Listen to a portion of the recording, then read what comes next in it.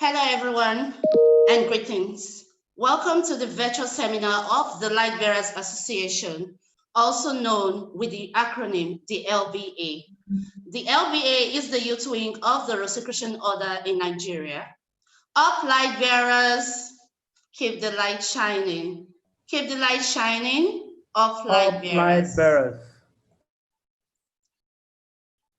Our history as the Light Bearers Association started in 1998 at the Benin Convention of the Rosicrucian Order to serve as a bridge between the junior and the full adult AMOC membership, as well as cultivate the minds of young persons with knowledge that builds and refines their character and nurture them to become successful and responsible adults.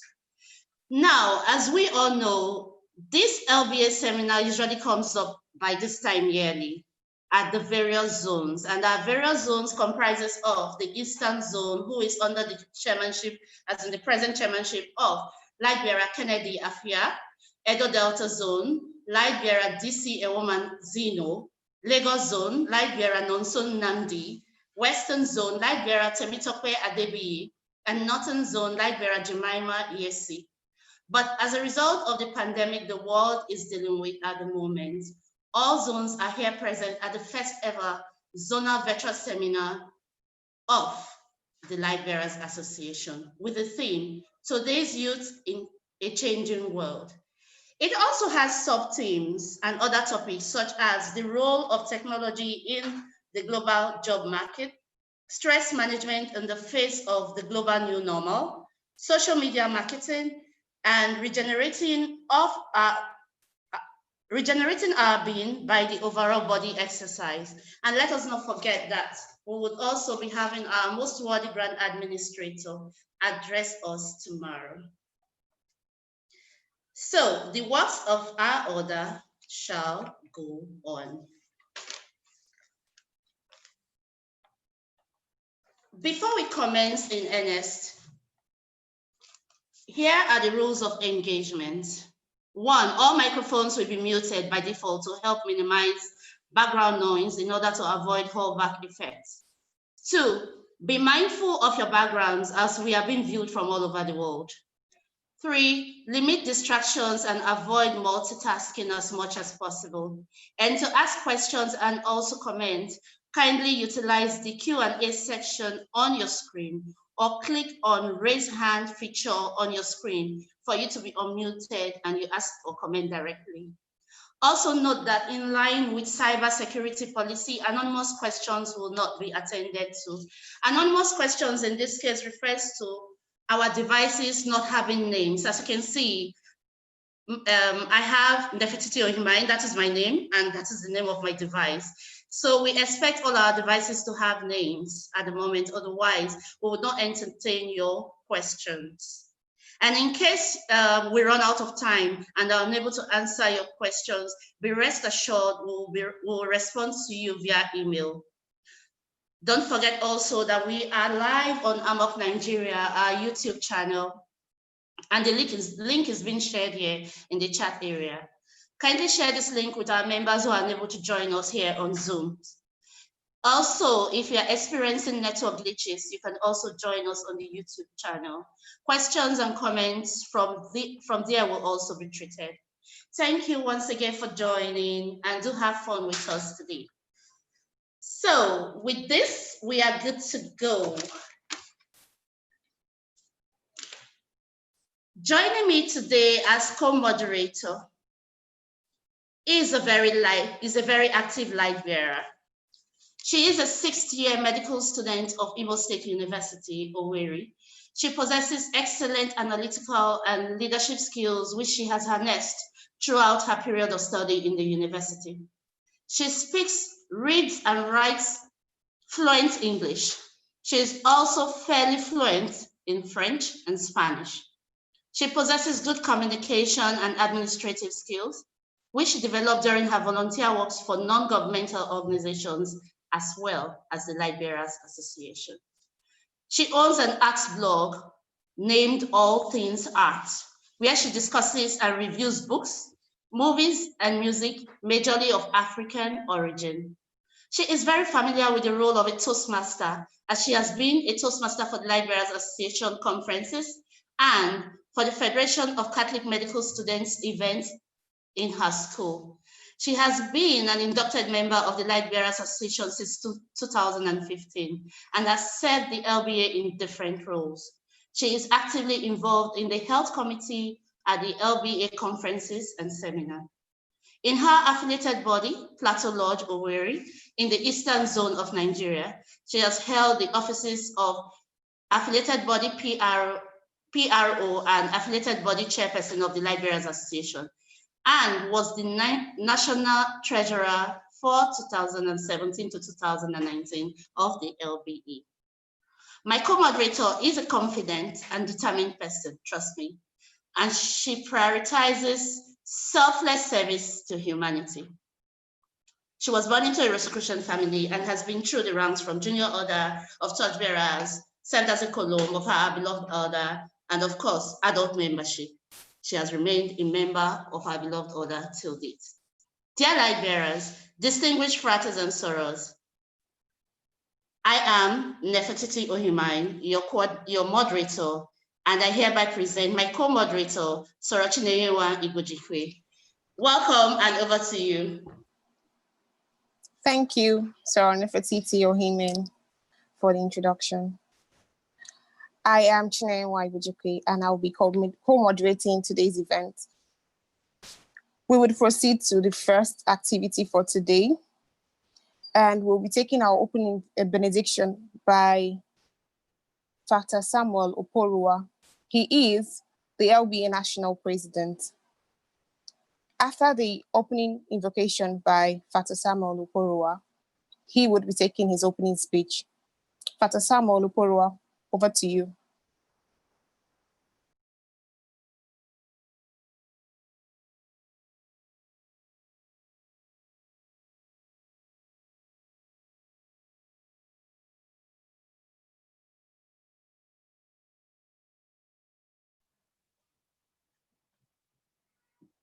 Greetings, my beloved light bearers, fratres, sorors, and guests from all over the world. Please, if you're sitting, sit completely relaxed. If you're standing, stand relaxed as we take in our opening invocation.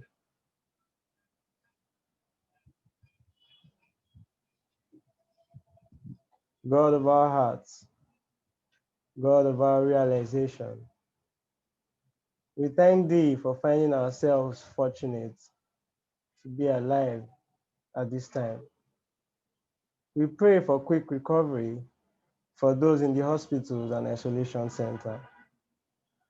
As we go through this webinar today, may your light shine forth through these facilitators to each and every one of us listening at home and beyond. May the knowledge we acquire know no bounds, and may we also be instruments of peace and channels of thy light throughout the face of the earth. So mote it be. Greetings once again, and welcome to our first zonal webinar. My name is Samuel Oporua, and I am the president of the Light Bearers Association. Up, Light Bearers! I want to use this medium to express my sincere gratitude to all the LBA members, the LBA alumni, our coordinators, and the regional administration for your immense support and reliability in these obvious trying times, and your dedication in ensuring that this webinar takes place at this time. Now, we've already been briefed of the history of the Light Bearers Association and the purpose for this webinar. Usually we have our August seminars at this time at different zonal levels, But because of the pandemic, we have to do it together, and we're using a webinar. We are moving with technology at the moment. So it is a great time to have everybody together It reminds me of our national conference in Calabar when everybody's together again. But this time it's virtually because, you know, I can't hug anybody or shake anybody. I will. So I urge us to come in here today with an open mind and be ready to learn as much as we can, because there's going to be a lot to learn today. And we have great facilitators that are here. So I wish us all a great time today, and I hope we gather enough knowledge that we can share in our environment. Up, light bearers. Keep the light shining. Light shine. Thank you very much, Father Samuel Opolwa, for the opening speech.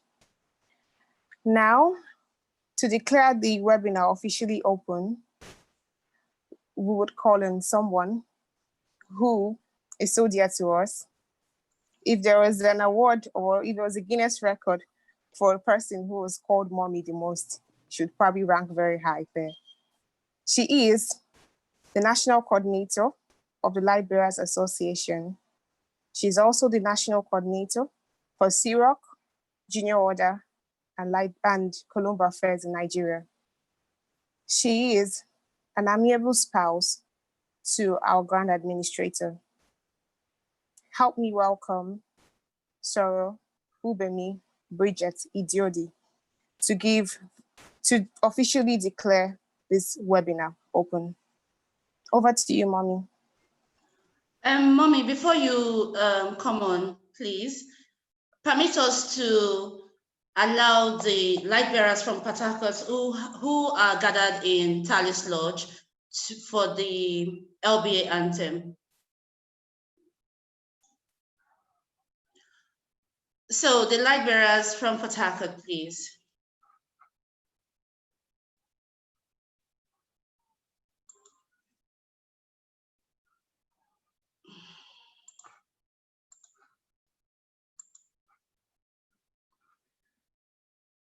Kindly confirm to me, Port Harcourt light bearers, that you are using Kuro's device. If not, let me understand the device you're using so you can be unmuted. You can leave a message for me in the chat area now.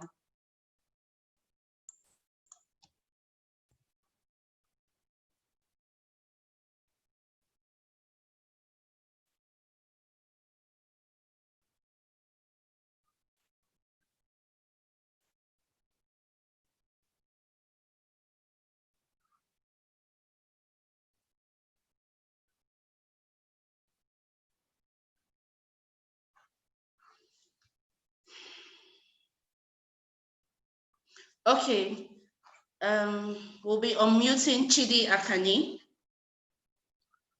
Chidi Akani.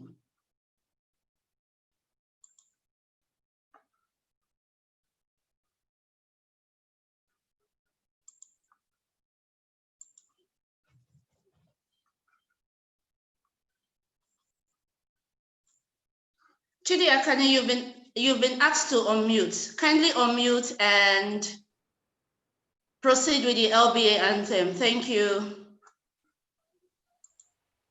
Let there be light, keep it shining, dim not His glorious rays.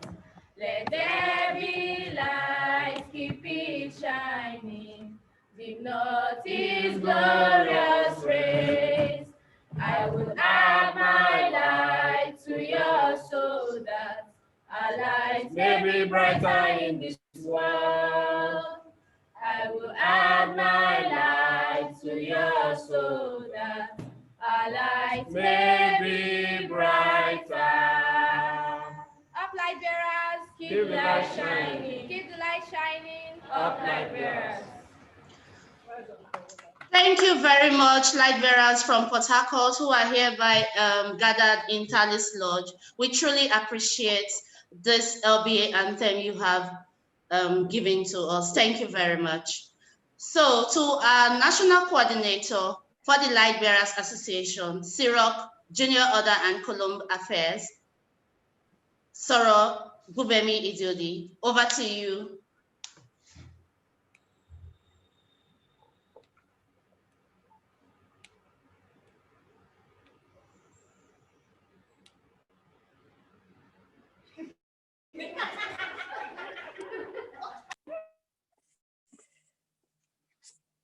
Hello.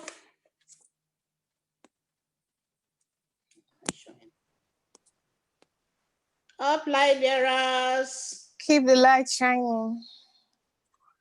Up, light bearers. Keep the light shining. Keep the light shining. Up, Up, light bearers. bearers. But Mom, we can't see you. I can come on. Okay. Am I on now? Hello. No, your video is off at the moment. I've been cut off from this video for a long time. The video is on now, but I think you need to The back reverse camera. your camera. I suppose you touched the camera. I did not touch anything. This video. Where is it?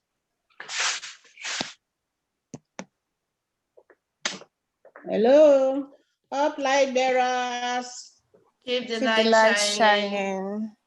Up, light bearers. Keep the Keep the light light shining. shining. Okay.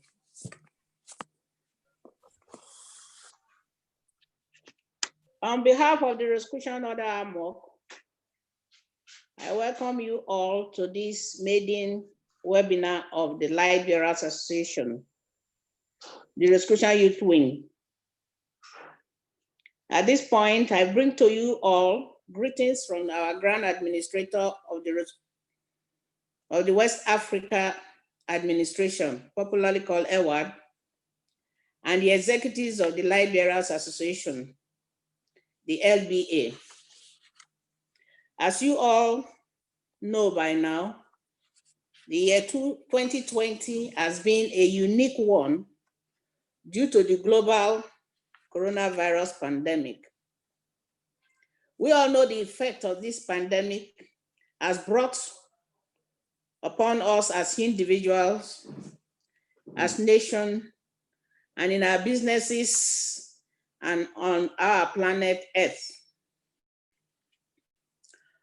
On our part, as the light bearers, we had to postpone our yearly activity in April 2020, which is usually the Easter weekend for us to be in tune with the national guidelines and protocols in our country and to stay safe from the pandemic.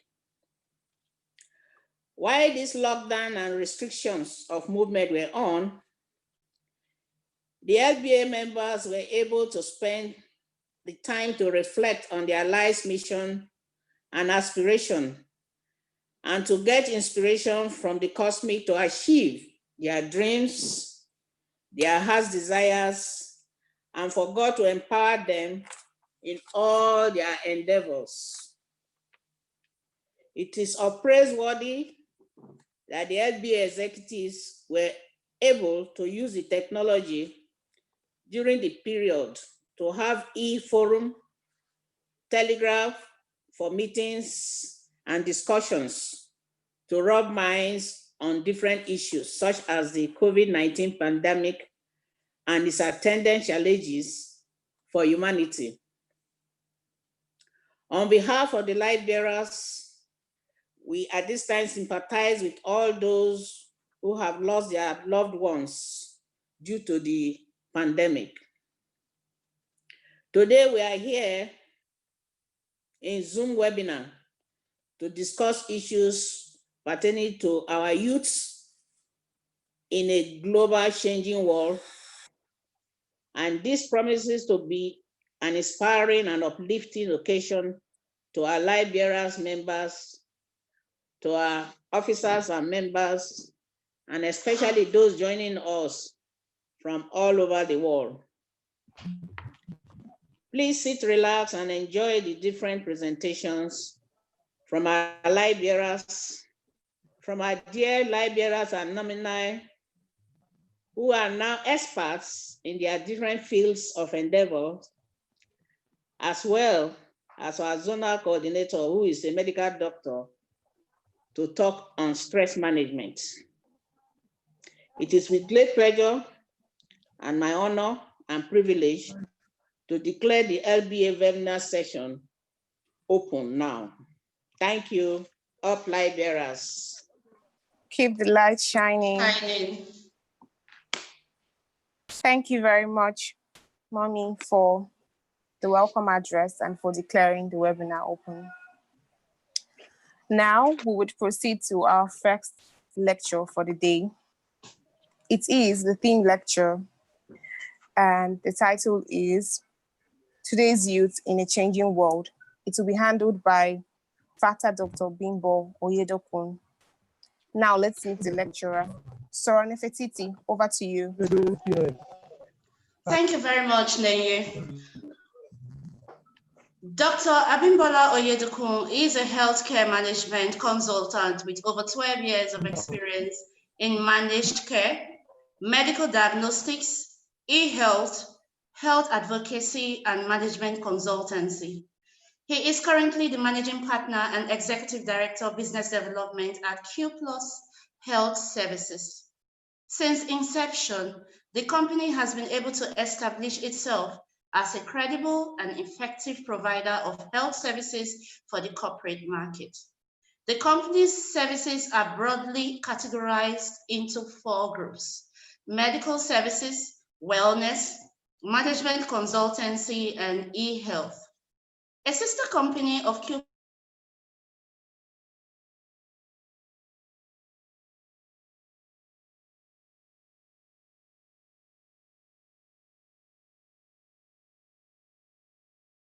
Plus, Coracle Consulting Limited, firm in Ikeja, Lagos. There he oversaw the company's delivery of quality medical diagnostic services to corporate and individual clients all over Lagos State. Dr. Bimbo is a 2006 graduate of the University of Lagos College of Medicine, and he joined Healthcare International as a client relations officer in 2009. Within the organization, he distinguished himself, performing key roles in several departmental and company-wide projects, and rising to become an executive officer and acting head client relations. Dr. Bimbo has served the Librarians Association as Secretary Memphis Lodge LBA 1999 to 2001, and the National President of the Librarians Association 2007 to 2009. He is currently the Zonal Coordinator for the Librarians Association in the Lagos Zone, and this position he has held for some years now. He is happily married to Kemi, and they have a son. Dr. Bimbo was born into a Rosicrucian family and has been through the ranks from junior order to the adult membership. He has remained a member of our beloved order till date. Dear light bearers, distinguished fratres and sorors, I present Dr. Bimbo Oyedokun. Welcome, and over to you, Bimbo.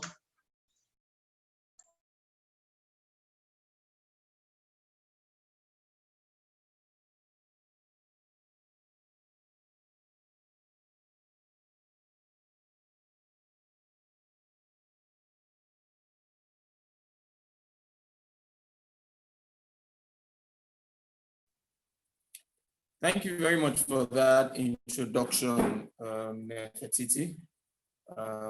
Thank you as well, Chinenye.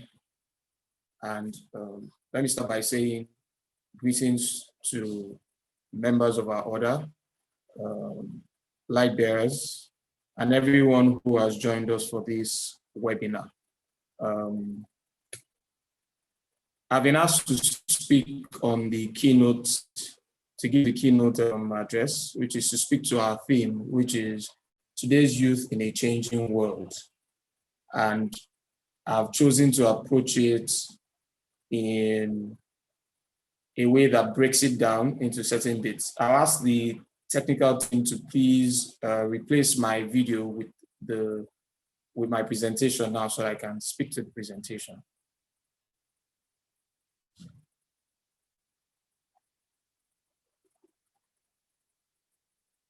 Thank you. So today's youth in a changing world, you can see the first slide is showing the outline.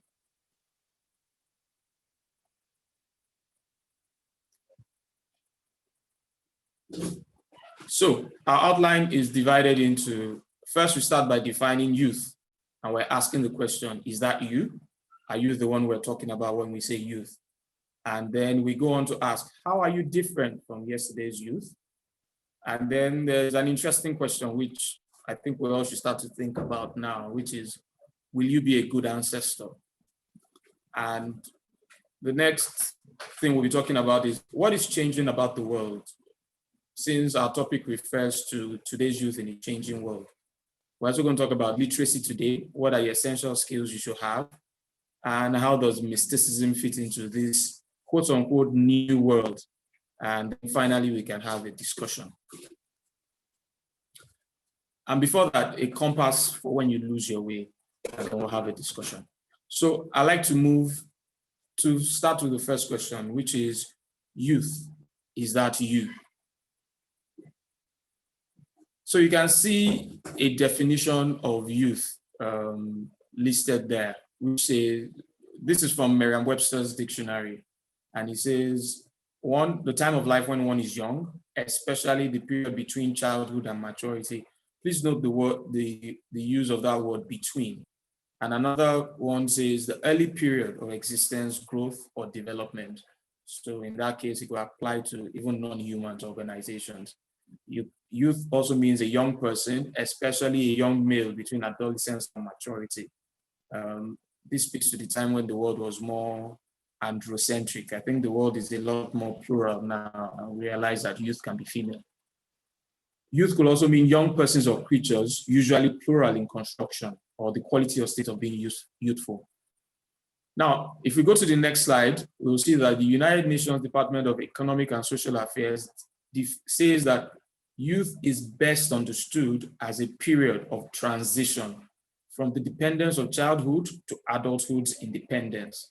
And you'll see again that I've put in bold that word transition. So to ask the question, youth, is that you? Are you the one they are talking about when they say today's youth?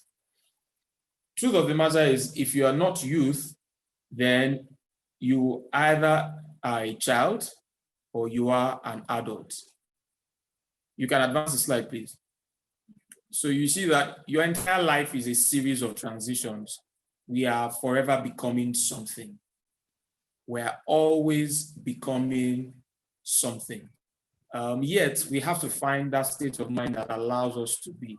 So one of the challenges of life is how to navigate the challenge of the fact that your reality is forever becoming something else. When you're a child, you're in the process of becoming a youth. When you're a youth, you're in the process of becoming an adult. When you're an adult, you're in the process of becoming an elderly person, and so on and so forth. But you always have to find that state of mind that allows you to be, because that is your actual state. That's a little philosophical nugget which you can chew on. Now, to talk about how are you different from yesterday's youth as today's youth, I think let's start by looking at what advantages do you have that they lacked.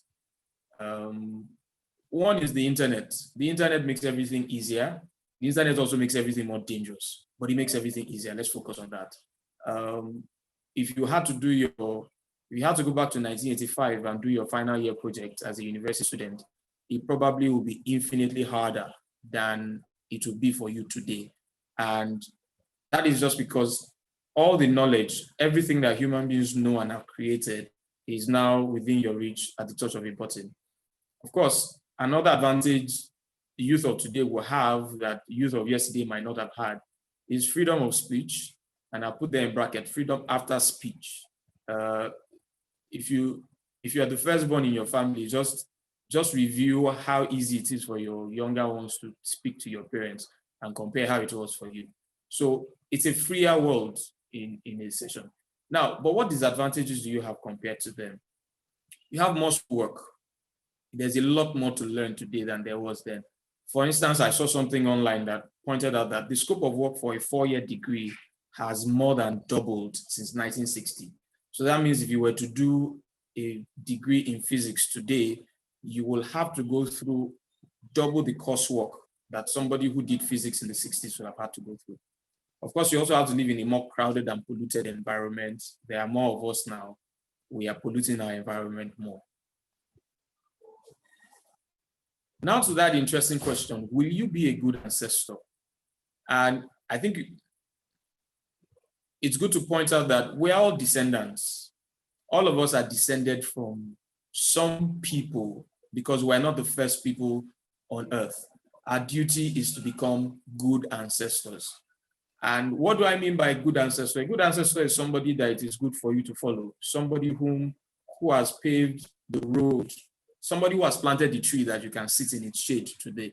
So it's good for you as somebody who is youth today to review your impact in all your spheres of activity. What will the next generation inherit from you? And you should be thinking about that even now that you are young. And your spheres of activity will include, but are not limited to, your family, your nuclear and extended family. What kind of ancestor will you be there? Your schools, all the schools you've attended, how useful are you in the alumni body? How involved are you? Did you destroy the school when you were there? Your country and countries, where in the world we're in today is a world where you can have multiple citizenships and you can be a citizen of Nigeria. Many of you are planning to become citizens of Canada soon. So in your country or your countries, if you have more than one, what kind of an ancestor are you going to be?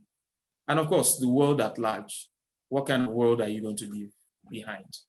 And the time to consider those things and to think about them is now that you are youth. Our theme talks about the fact that the world is changing. So what is changing about the world? Transportation is changing. Tourism is changing. Transportation, I saw a Tesla vehicle in Lagos about 2 weeks ago, and I know it's the first of many. Eventually there will be more.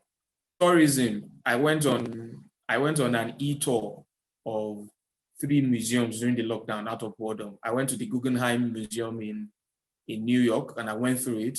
I went through an e-tour of the museum in Antwerp, in Belgium. So tourism is changing. Healthcare is changing. There's been telemedicine for a while, but again, coronavirus as an accelerator. I can't count the number of telemedicine startups I've been introduced to in the last 3 to 4 months. And so the way we are getting healthcare is changing. The way products are being packaged is changing. I saw in the nearest future, there's a possibility that your pure water package might actually be biodegradable. So product packaging is changing. Meetings are changing. This meeting will have held in different places in physical halls last year. This year, we're all meeting virtually, and I can see some people in the UK are even joining us. Computers are changing. What used to be a computer is not what is a computer now, today. It is, my phone is what I'm using to make this presentation, and it's a computer as well. Shopping has changed. Everything has changed. So when you hear the order talking about living in a tumultuous world, that's what they're talking about. So you can see that tweet that I've quoted from a man, someone called Naval, calls himself Naval. Your company may not be in the software business, but eventually a software company will be in your business. I want you to stop and just think about that for a little while. Whatever your business is, whether you're doing chin-chin or zobo, whether you're selling health insurance, whether you're selling cars, whatever it is you think you're doing, just know a software company will soon be in your business. That's the world you're living in. Let's look at the next one. This is going to illustrate just how much value is exchanging hands in the world of today. So this person says, hey guys, remember when Apple hit a $2 trillion valuation on Wednesday? He tweeted this on August 21st. So it's a recent thing. Apple just added another $100 billion in value today. That's August 21st, yesterday. Boeing is worth $95 billion. There are only about 60 American companies that are worth $100 billion. To put it another way, Apple grew by the size of Boeing in one day. That means that the concentration of wealth is accelerating in the hands of people who can function in today's economy. Let's move to the next slide. So let's talk about literacy today. What does it mean to be literate today? What are the essential skills that you must have?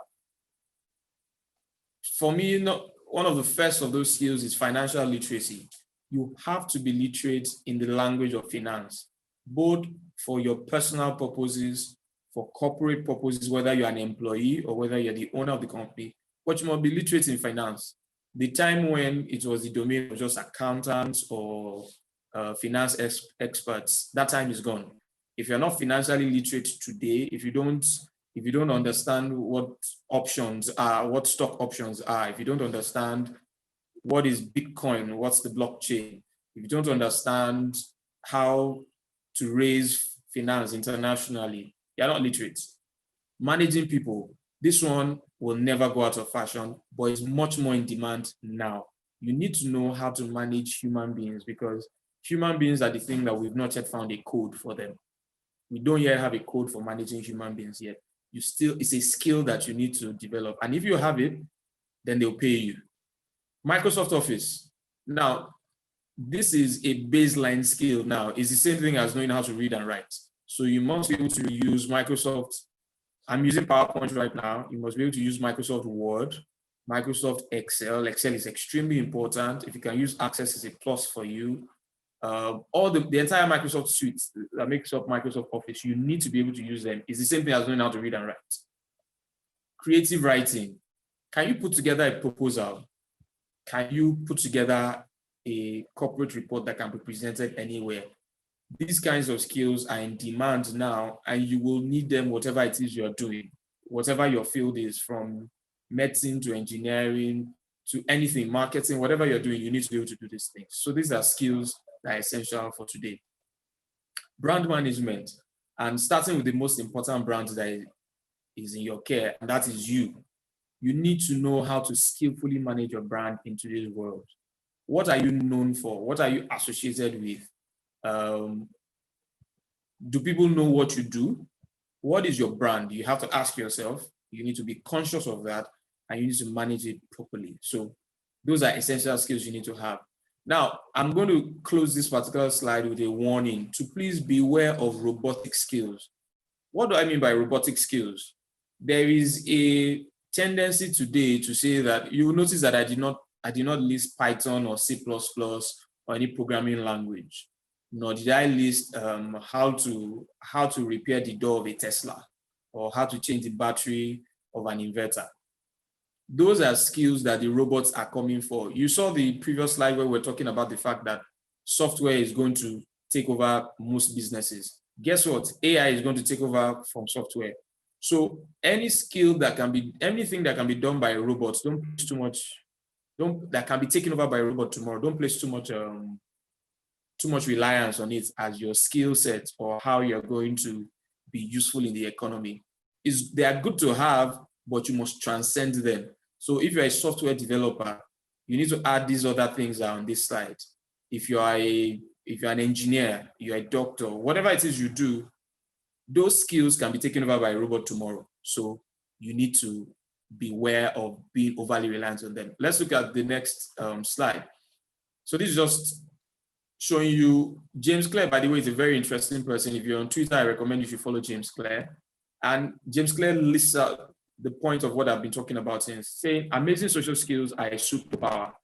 The ability to deliver bad news in a good way is a superpower. The ability to de-escalate a tense situation into a calm one is a superpower. The ability to transform a lose-win situation into a win-win situation is a superpower. Those are superpowers, and people will pay you super bucks for doing those things.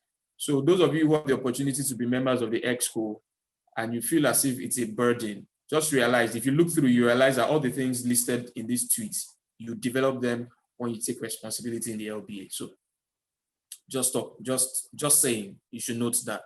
And then this other one, so Valasha talks about how to improve your social skills. So this is just a quick list. One, learn to say thank you and please.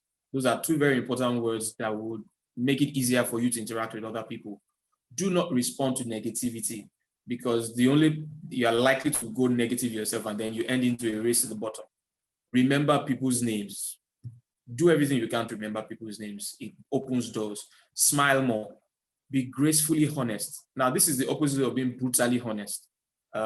You can be honest without deliberately hurting people's feelings. You can tell people the truth and yet be honest with them.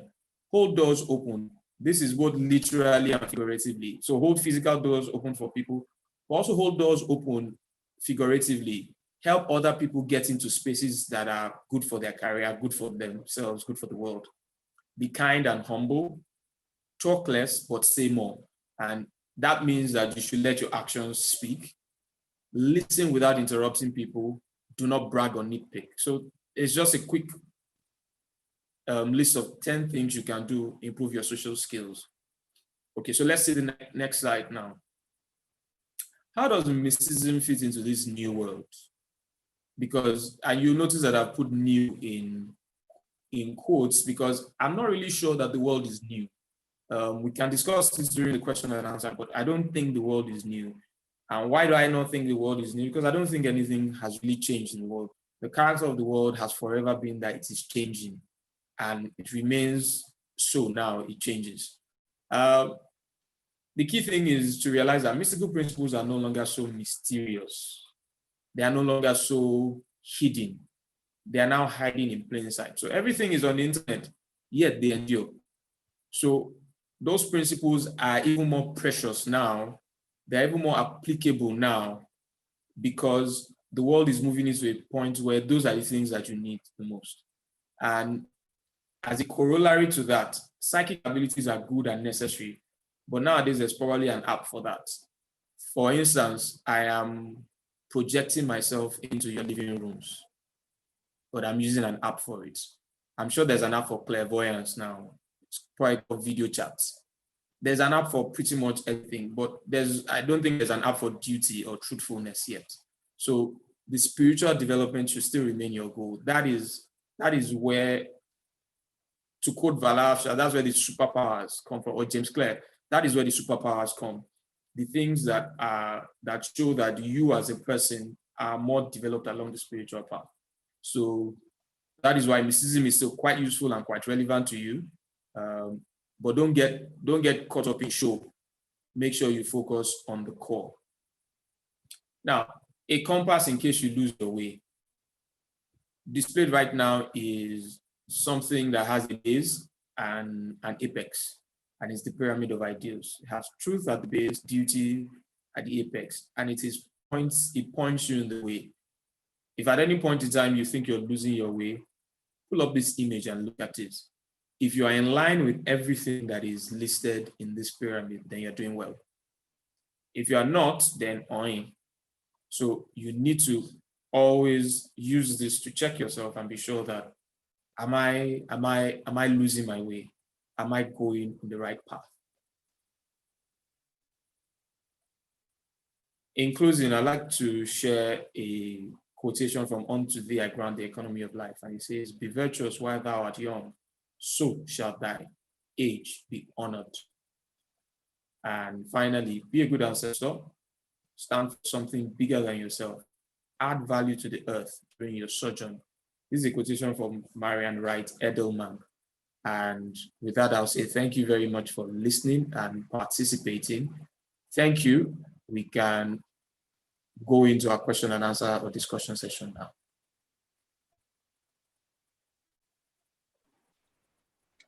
Thank you very much, Fata Dr. Bimbo Oyedokun, for that very enlightening lecture. We'll go into the question and answer sessions now.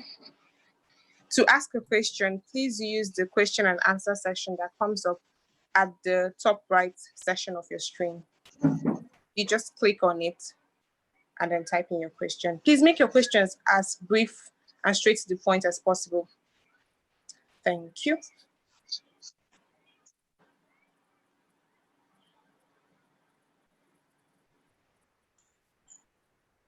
Also, if you feel you want to ask your questions directly, you can also utilize the raise your hand feature on your screen, and you'll be unmuted and your questions will be answered, rather taken.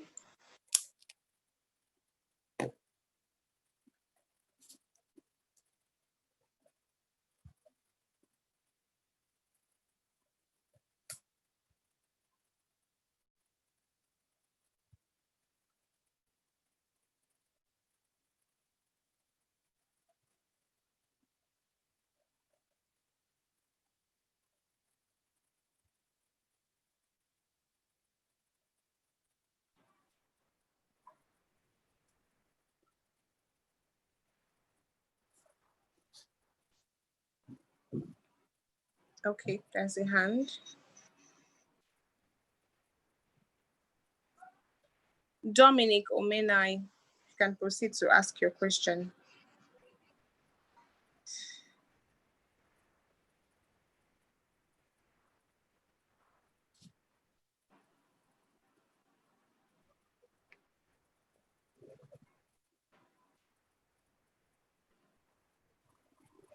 Dominic Omenai, please unmute and proceed to ask your question.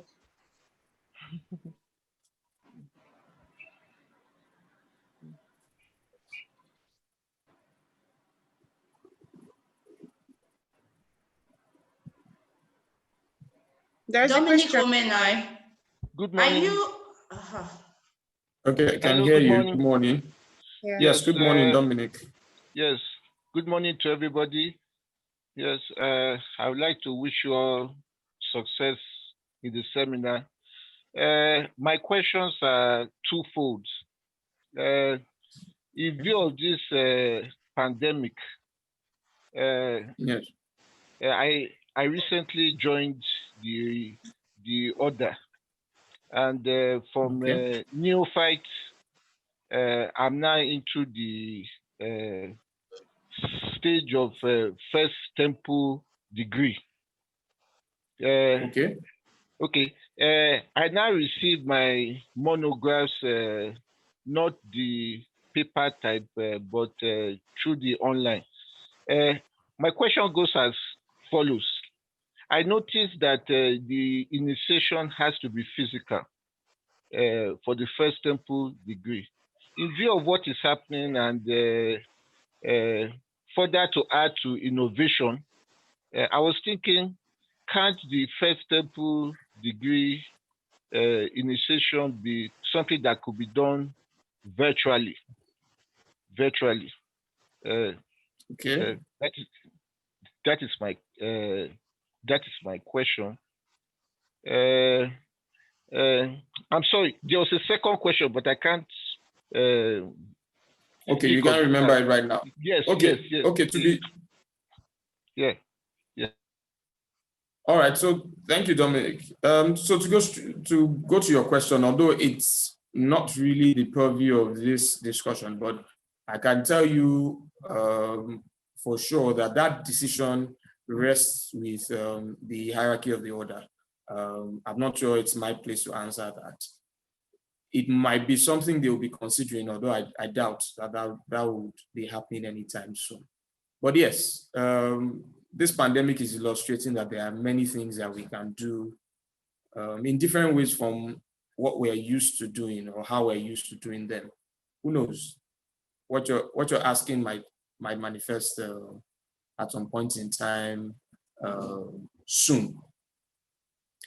I have a question here from Chidi Akani, and Chidi is asking, what do you mean by standing for something bigger than yourself? So to answer Chidi, it's very straightforward. Exactly that, something bigger than yourself. Imagine any concept, anything, any place that includes not only you. For as long as whatever you are doing, you are not doing it only for the sake of yourself, then you're already engaged in something bigger than yourself. And that is why I listed the areas in which you are supposed to be an ancestor. So the school you attended is bigger than you because it's comprised of the people who attended that school before you, the people who are attending it with you, who attended it with you, and those who are there now that you have left, if it is a school you have left. So it's an entire community, and that's bigger than you. You should stand for the growth, the progress of that community. And so on. The same thing with your family, everywhere you are, including this entire world where we are right now, because we must realize that the planet is not exactly the most durable of things. It does have a shelf life, and it is our job to preserve it and keep it in a usable form for as long as possible. Okay. Chidi also has another question. Okay. We have two more hands. We have an. Okay, somebody's hand is up, so let's have that person. Okay. Fatawu Bon Ezekiel, kindly unmute and ask your question.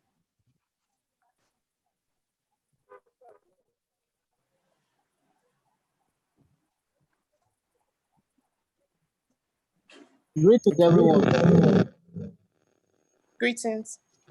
Greetings, Fatawu Bon. We can't hear you very well. Can you hear me now? Yes, proceed.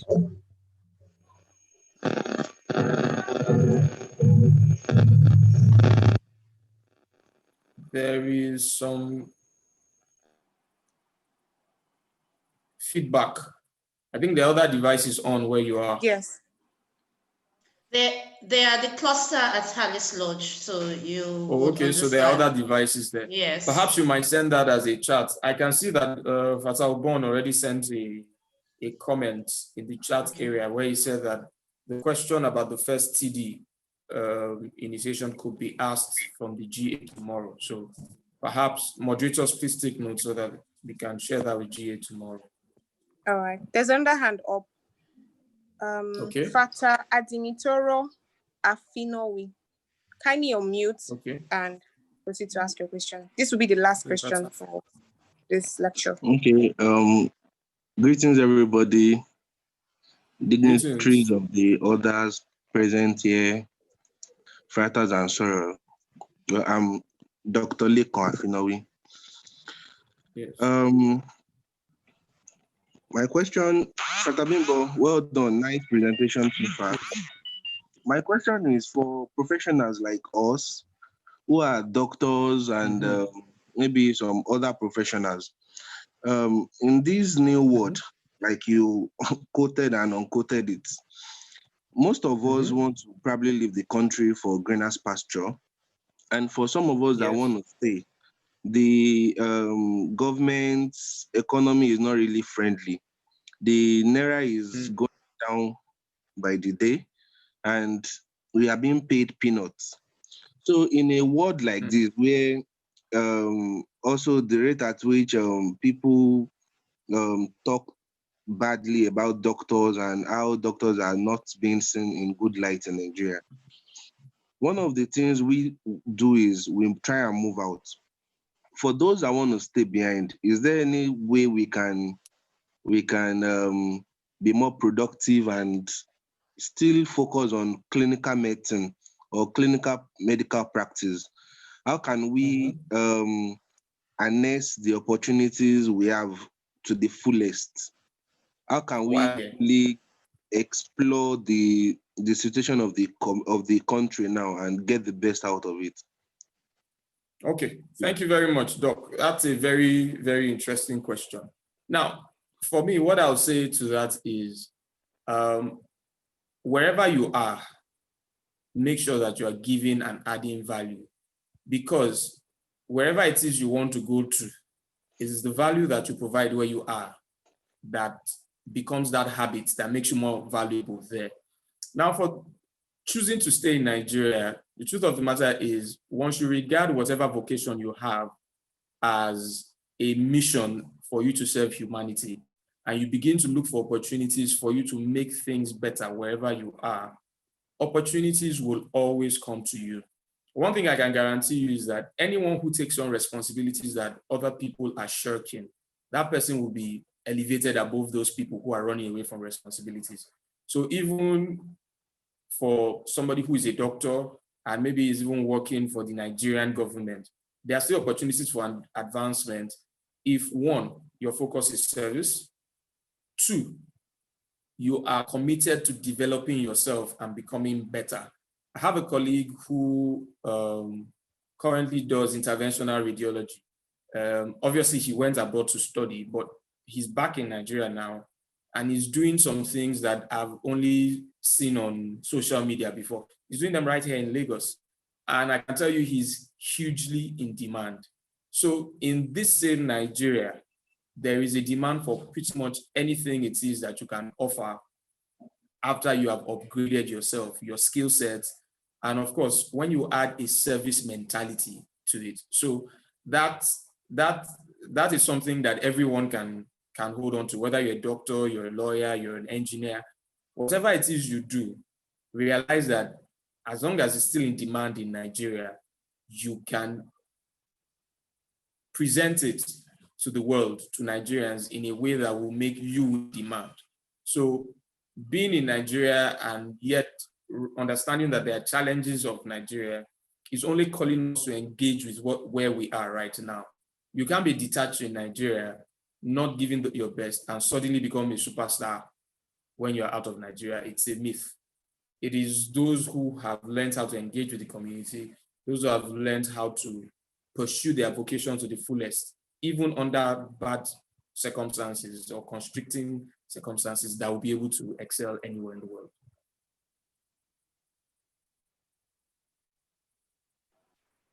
Okay, thank you. So I'm going to look through, yes. Okay, I'm trying to make my way to the question section now. Can we read out the first one for you? Okay, there's one from Nnamdi Nwachukwu. He says, "Greetings, everyone. I must commend Fata Bimbo for a unique delivery of this topic and tackling it very practically. In terms of these skills which you have suggested, are there online resources you would recommend for skill development, especially skills that arm a person for the future of work? Putting these into perspective." Yes, I'm listening. Sorry, go on. Okay. Putting this into perspective, how does a person learn how to put together a good business plan or proposal? And how does a person learn to add value and forge a path for themselves in the corporate world? Okay.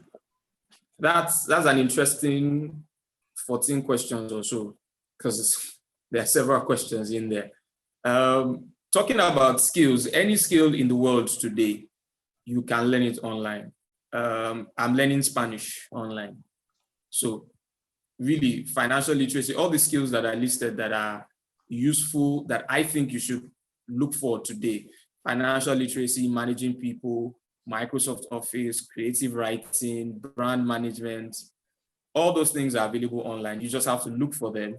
And when you come across them, you also have to be discerning. If you go through a course online, after 2-3 days, you should be able to tell whether you're gaining anything there, and you know whether to proceed or not. Of course, your intuition also comes into play there. Talking about how to add value and forge a path for yourself, well, it's very simple. Those kinds of things are the things where you know it when you will know that when you're adding value. If you're in a place and you're adding value, you will know. You can tell. And other people will also be able to tell you that, yes, what you're doing is adding value in so and so ways. But a very good shorthand notation is, if nobody other than you is improved or in a better situation as a result of what you are doing, then you're not adding value. So I hope I've answered all the aspects of that question.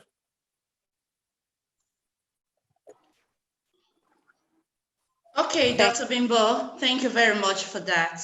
Yeah, there's we've got 2 pending questions, but I'm going to read both of them out to you. Then you see how to match them and answer, and we'll be done with your session. So okay. We have a question from Chidi Akani, and I think it is necessary we ask this. I'm trying to get it. Okay, as part of the changing world, there is now a trend of multiple income source, and this seems to be pulling the focus of the youth in multiple directions. What do you have to say about that? That is one. Then we have another question from Nonso Namdi, and he's asking, how do you balance between speaking your truth, even though it may hurt others, and developing a good social skill that is being loved by others? Okay, so let me address the person who spoke about multiple streams of income. The important thing is, before you branch out, you must stand well. So before you have multiple streams of income, you must have a main vocation that you are excellent and very good at. Any other thing you are going to do that is a branch out from that, you must make sure that it does not destroy your primary vocation. And that is also the value of having partnerships and working with other people. So whatever your day job is, make sure that you are excellent at your day job first, and that you have done it for a while, because we tend to want to branch out too early. If you are not yet a fantastic doctor, if you are not yet strong within your field, then you might want to hold on before you go into looking for multiple streams of income, unless those are passive streams. So if, for instance, you have a lot of emotional strength and you're a Bitcoin hodler, so you are holding Bitcoin for the next 3-4 years, you don't have to look at it. That's another stream of income that you are hoping is going to generate for you in a few years down the line, or you're holding stocks or whatever it is you're doing. So it's important to first have your mainstream of income settled and strong, then you can diversify, so that you don't find yourself spread too thin and you're not making impact anywhere. Now, talking about Nonso's question of how do you manage speaking your truth without hurting other people's feelings? Let me first start by saying it's good for you not to mistake being loved or being perceived as loved by others as the same thing as being honest, or being an impediment to being honest to them. So the first thing you must ask yourself before you speak your truth, this quote unquote speak your truth to other people, I prefer speak the truth. And the first thing you need to do is, okay, in my communication to this person, what is my goal? If you can bring your goal about and make it in line with love, then whatever you do, you will not hurt the person. So if you are speaking from a point of love and you are pointing out to somebody that you know you tend to interrupt other people when they are speaking a lot, and it does tend to kill conversations or diminish the contributions of others. Once you put yourself in a place where you're speaking from love, then you will find a good way to communicate that to the person. So the first thing you need to do is, you who wants to communicate, ask yourself, what is my intention? And then you will follow your intention. And then, of course, the feedback from the people you talk to will guide you on how to better craft your message. And you will find yourself becoming more and more able to communicate seamlessly with other humans. There always be bumps along the way.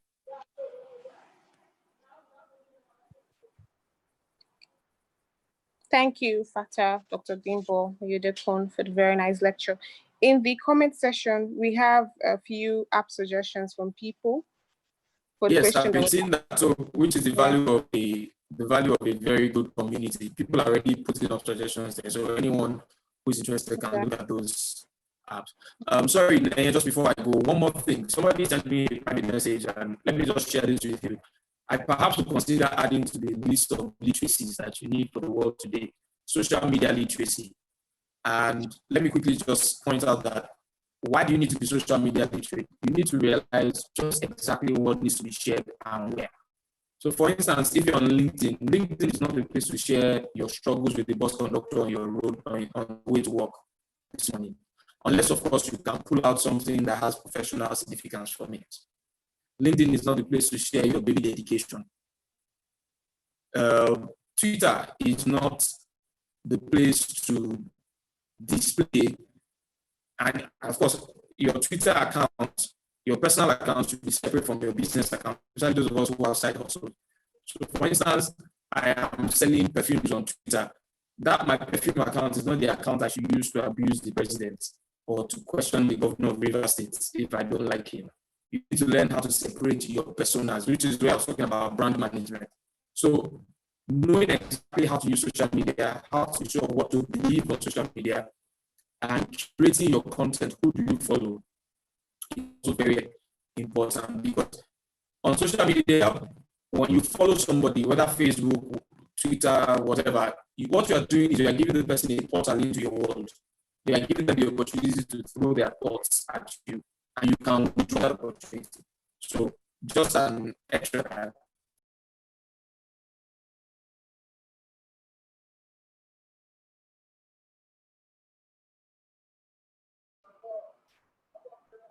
All right. Thank you very much. We've come to the end of the first lecture for the day. We'd like to thank Fata Dr. Bimbo Yidokun for a very enlightening lecture and for all the tips he has given us on handling the new world, in quotes. Would also want to thank everybody in the comment section dropping suggestions and questions, like Adimitoro Afinowi, who dropped the suggestion of Duolingo for teaching international languages, and Sigmundus Creatius, who dropped the suggestion of Google Cloud being a fantastic resource. We see all your comments and we appreciate them. Thank you. Now we'd have a short break where the LBA activities would be displayed in pictures. Please hold while this goes on. Thank you.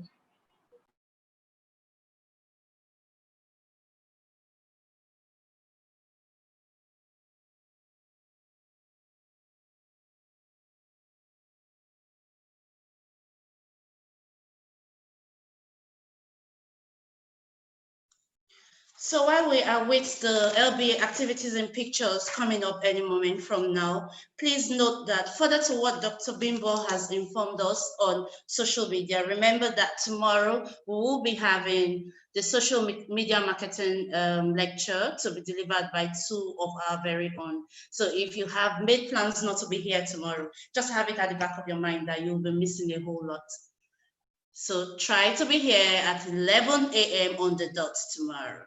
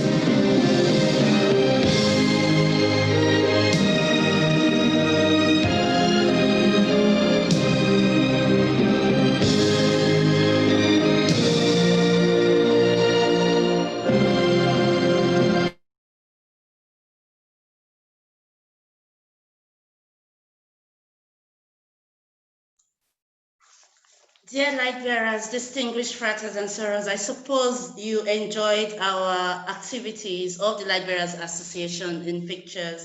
And if you think that has given you the nostalgic effect, you should wait for tomorrow. We have some to share again tomorrow. And on the backdrop of that, I would like to introduce the national executives of the Light Bearers Association for this year. We already know the president, Frater Samuel Okorwa. Then we have the vice president, Elise Egbe, secretary, Okerete Enukwere, treasurer, Fortune Sakra, financial secretary, Moses Okumba Ekwe, and the public relations officer, Savior Umweka.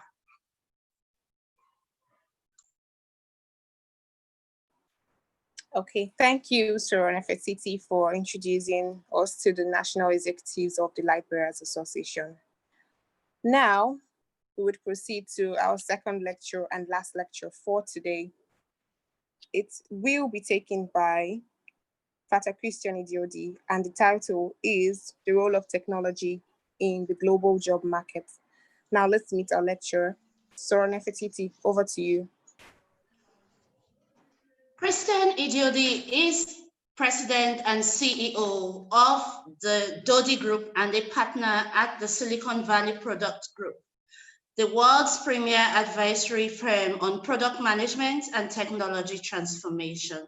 He is an entrepreneurial and solution-driven leader with several years of success in pioneering businesses, driving revenue growth, and streamlining operations at global organizations like Merrill Corporation, Career Builder, and Snagajob.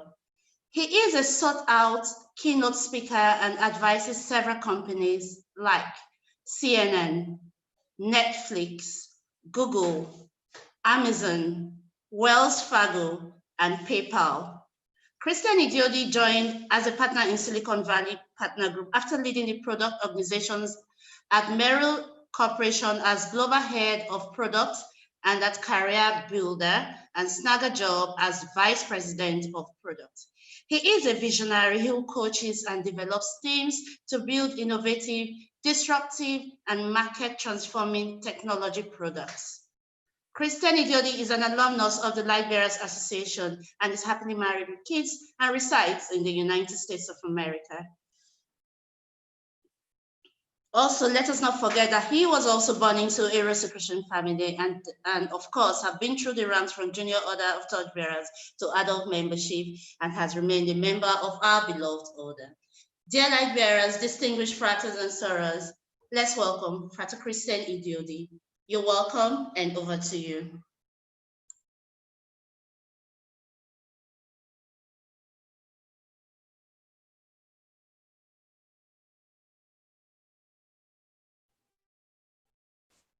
And see me and hear my slide. And you can hear me, you can see me, and you can see my slides.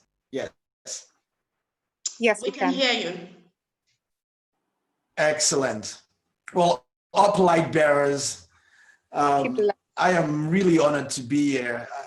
I cannot imagine it's been over 20 years since I was in the inaugural Light Bearers class, and it's such an honor to be here to talk about finding a job and the role of technology in today's market.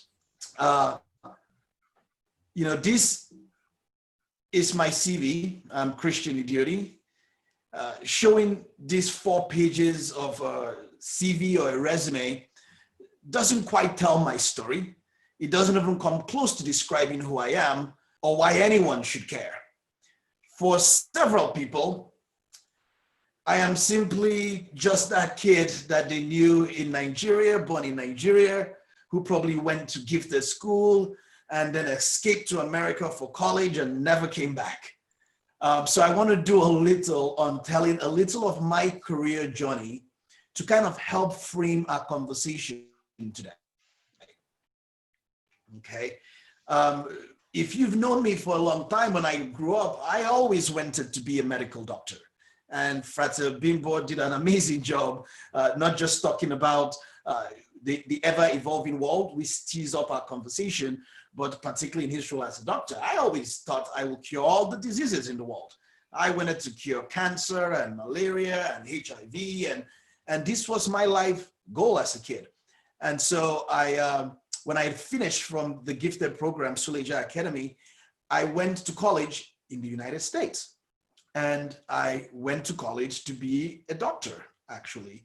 And I was pre-med, and in my junior year, I had an opportunity to work with Kenneth Cole, who is a fashion designer in the United States. And I had a chance to volunteer with him and work on environmental issues, on homelessness.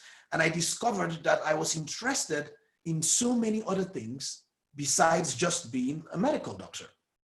So I decided after college, rather than starting medical school, I was going to take some time, just a year off, to maybe travel the world, learn about other concepts. And I got very broke about 4 months into my year off. And so it's a different story of how I survived. But the fastest way for me to make money right after college was to go into sales. And back then I was selling door to door. So I would walk to a business and I will sell things like office paper. I will sell things back then, this is feeling like a long time ago, Visa, MasterCard. So I will go to people and I will tell them, plastic is going to change the world. People are no longer going to be taking money in a physical form. They'll be doing it electronically. Your business should support taking plastic. Now, a month into selling, I got a call from the CEO of the company and I thought I was getting fired. And I go over to the office and he says, well, do you know how much you sold in your first month being here? And I said, I don't know. He said, well, you sold 113 units. The average salesperson here sells only about 20 to 30 units a month. What's your secret? How did you do it? And I said, well, I was broke and I was hungry. And so I really needed to sell a lot. And he said, well, no, break down what you did. And I realized that while I was desperate and I had need to get money, I observed people selling and they were taking just too long going to businesses. And I had a goal. And if I needed to meet that goal, I needed to talk to more people. I needed to close more business quickly. And I walked him through the methodology and the sequence of things that I did. And he said, well, you're better and more valuable to me if you train other people on how to do this. And so I ended up in my career making a shift from being a salesperson to being a sales trainer and a sales manager. Now I did very well at this and realized, well, why am I going back to medical school? I enjoy talking to people and selling things day to day. But I realized I had a commitment to education and I wanted to go back to school. Maybe I didn't want to spend the next 7 years back through a medical program, but I was interested in furthering my education. Now, one of the people I had hired joined a company called Career Builder, and they had told my story to the CEO and they invited me to a dinner. And he said, well, look, I really love for you to come and work and sell for us and help manage accounts with us. And in exchange, I will support paying for any kind of degree you want. Maybe if you want to go back and get a master's degree, we'll support paying that for you. I said, wow, this sounds like a great opportunity. And so I joined this company. A couple of months into joining this company, I realized the company has a competition. It's called Ideas from Anywhere. Anyone in the company or in the business can submit a business idea. You don't have to write an elaborate business case or a business plan. You just have to talk about something that is a business that the company could go into to help them make more money or grow revenue. Now, I didn't have an idea, but the competition said, look, if you even make it to the top 20 in the competition, you get $5,000. It's like, wow, if you make it to the top 10, you will get $10,000. And if you win it, you get a big cash prize at the end.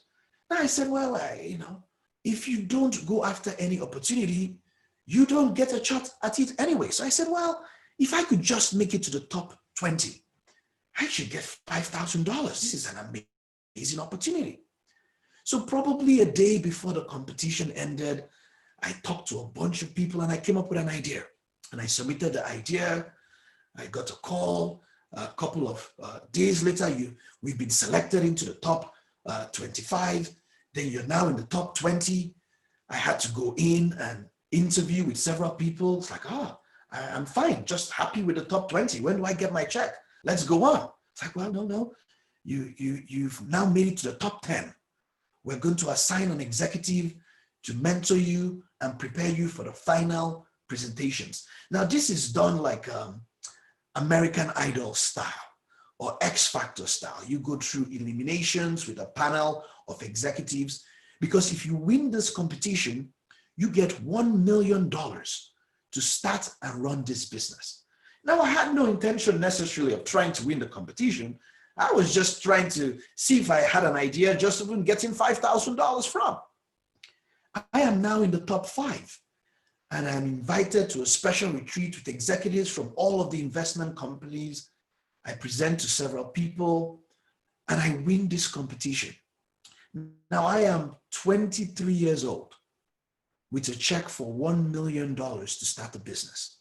I have no idea what I'm going to do, right? But this fundamentally shifted my entire career trajectory. Remember, I wanted to be a medical doctor.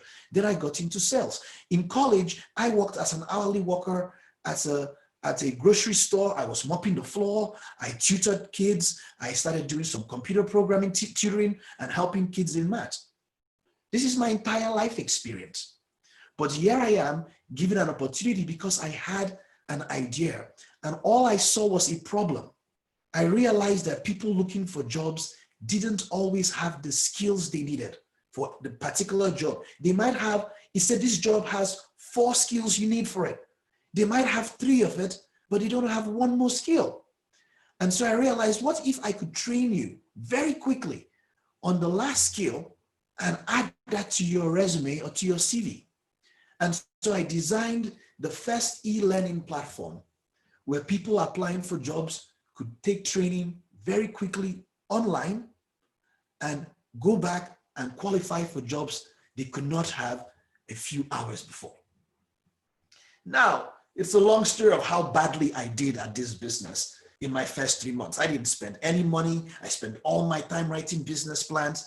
And then I got drilled and humbled very quickly by my board and told I was there to take a risk.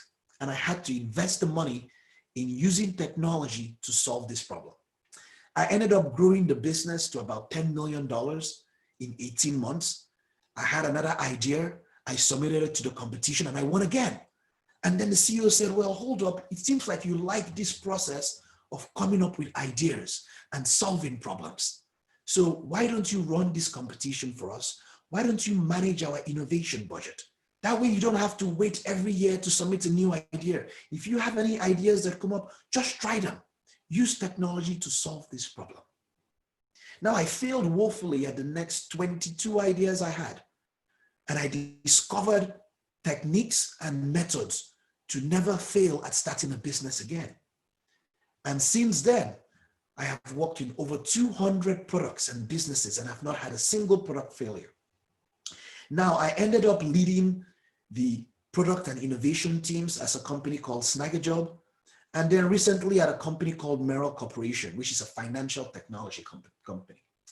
And after doing this for several years, I started teaching at a local university on how people can do this. And I realized like there's an opportunity for me to help companies around the world build an innovation muscle or use technology to solve problems. And so recently now I'm a partner at the Silicon Valley Product Group. We help companies. We had a fortune of working with marquee companies like Google and Amazon and Netflix in terms of how they build products, and Apple teams. And so what we do is we just curate all of the stories of how the best companies work, and we teach other companies how to do this. And so today I have my business that does the exact same thing. The problem I am solving is helping companies work and think in the same way. Now, I tell my story, particularly to this group, because I am Nigerian. I am I was a junior order member. I was a light bearer. I am an adult member of the Rosicrucian Order, right? And at the same time, I am a parent, a dad, a husband, and I've gone through a career transition in this way. And so I want to establish a connection that no matter where you are in your story in life, you know, there is a path, not a straight line, but that kind of leads along your journey. Now, an interesting thing that I have seen that connects me in a lot of ways is this poem by Robert Frost from the poem Two Tramps in a Mud Time. And it says, to yield who will their separation. Our object in life is to unite my vocation and vocation as two eyes make one in sight. For where love and need are one, and the work is play for mortal stakes, is this deed ever done for heaven and future stakes? Now, what's this calling out? It's calling out what I call the grand transition. How do you transition from where you are to where you are called to be? And it really is this idea of what are you good at, what do you like to do, and what needs doing. You know, there's a story of famous Amos cookies in America. It's about a lady that just loved to bake cookies. And over a while, she realized all of her friends told her she was very good at baking cookies. And during the war, she started to bake cookies for military families and now has one of the biggest cookie companies in the world. The Japanese call this ikigai, your reason for being, your purpose. This is the intersection of your passion, your mission, your professional and vocational skills. So this is your first mental exercise I want you to do. When I finish this talk, I want you to write down, what am I good at? Then you also write down, what do I like doing? Now, I want to be clear. You could be good at something and not like doing it. You could also like doing something but not be good at it. I love to sing, but I am a terrible singer, right? So you want to write down two separate lists. What am I good at? And what do I like doing? The intersection of those two things brings you delight and fulfillment, but not wealth, not success in life. The other questions are, what does the world need and what can you be paid for? These are the professional and vocational aspects. The intersection of this is the reason for being, or what the Japanese call ikigai. Now, I want to posit to you a challenge of what the world needs and what you can be paid for. The world needs us to solve problems. I cannot state it any more clearly. You know, Frater Bimbo talked about value. What is value? When you solve a problem in a meaningful way, you create value. Simple. Now, I want to posit to you that in today's world, the best way to go about solving problems is with technology. So I want to do a quick narrative about technology and innovation through time, and I want to pick one example. Let's pick the problem of, I listened to music that I really like, or a sound that I really like, and I want to play back that sound at my own convenience. Let me be clear, this problem started in the 1700s. People heard something, that's an amazing sound. I want to play it back at my own convenience, right? Now let's look. Who knows what this is? This is the first commercial device that was ever used to record and reproduce sound. This is called the phonograph. And the phonograph came out in 1877. This was the first device. After about 20 years, this was the next device that came out. This is commonly known as a vinyl record, the gramophone record. This came out in 1895, almost 20 years later. Flat disc, this was very popular. It lasted a very long time. before this device came out. This device is called the stereo pack, the 4-pack. This came out in 1962. The reason we still see a lot of record players and gramophone records is because this was so pervasive for almost over 5 decades. Now, the next thing that came out was this. We all know what this is. You know, if we're aging ourselves, we know how to do track A and B and turn it all around, right? This came out only a year later. It took 50 years, and people were trying to figure out new ways of playing back recorded sound. This is the audio cassette or the cassette player, magnetic tape that was used. It supplanted the 4-track. Now, while this happened, the 8-track came out.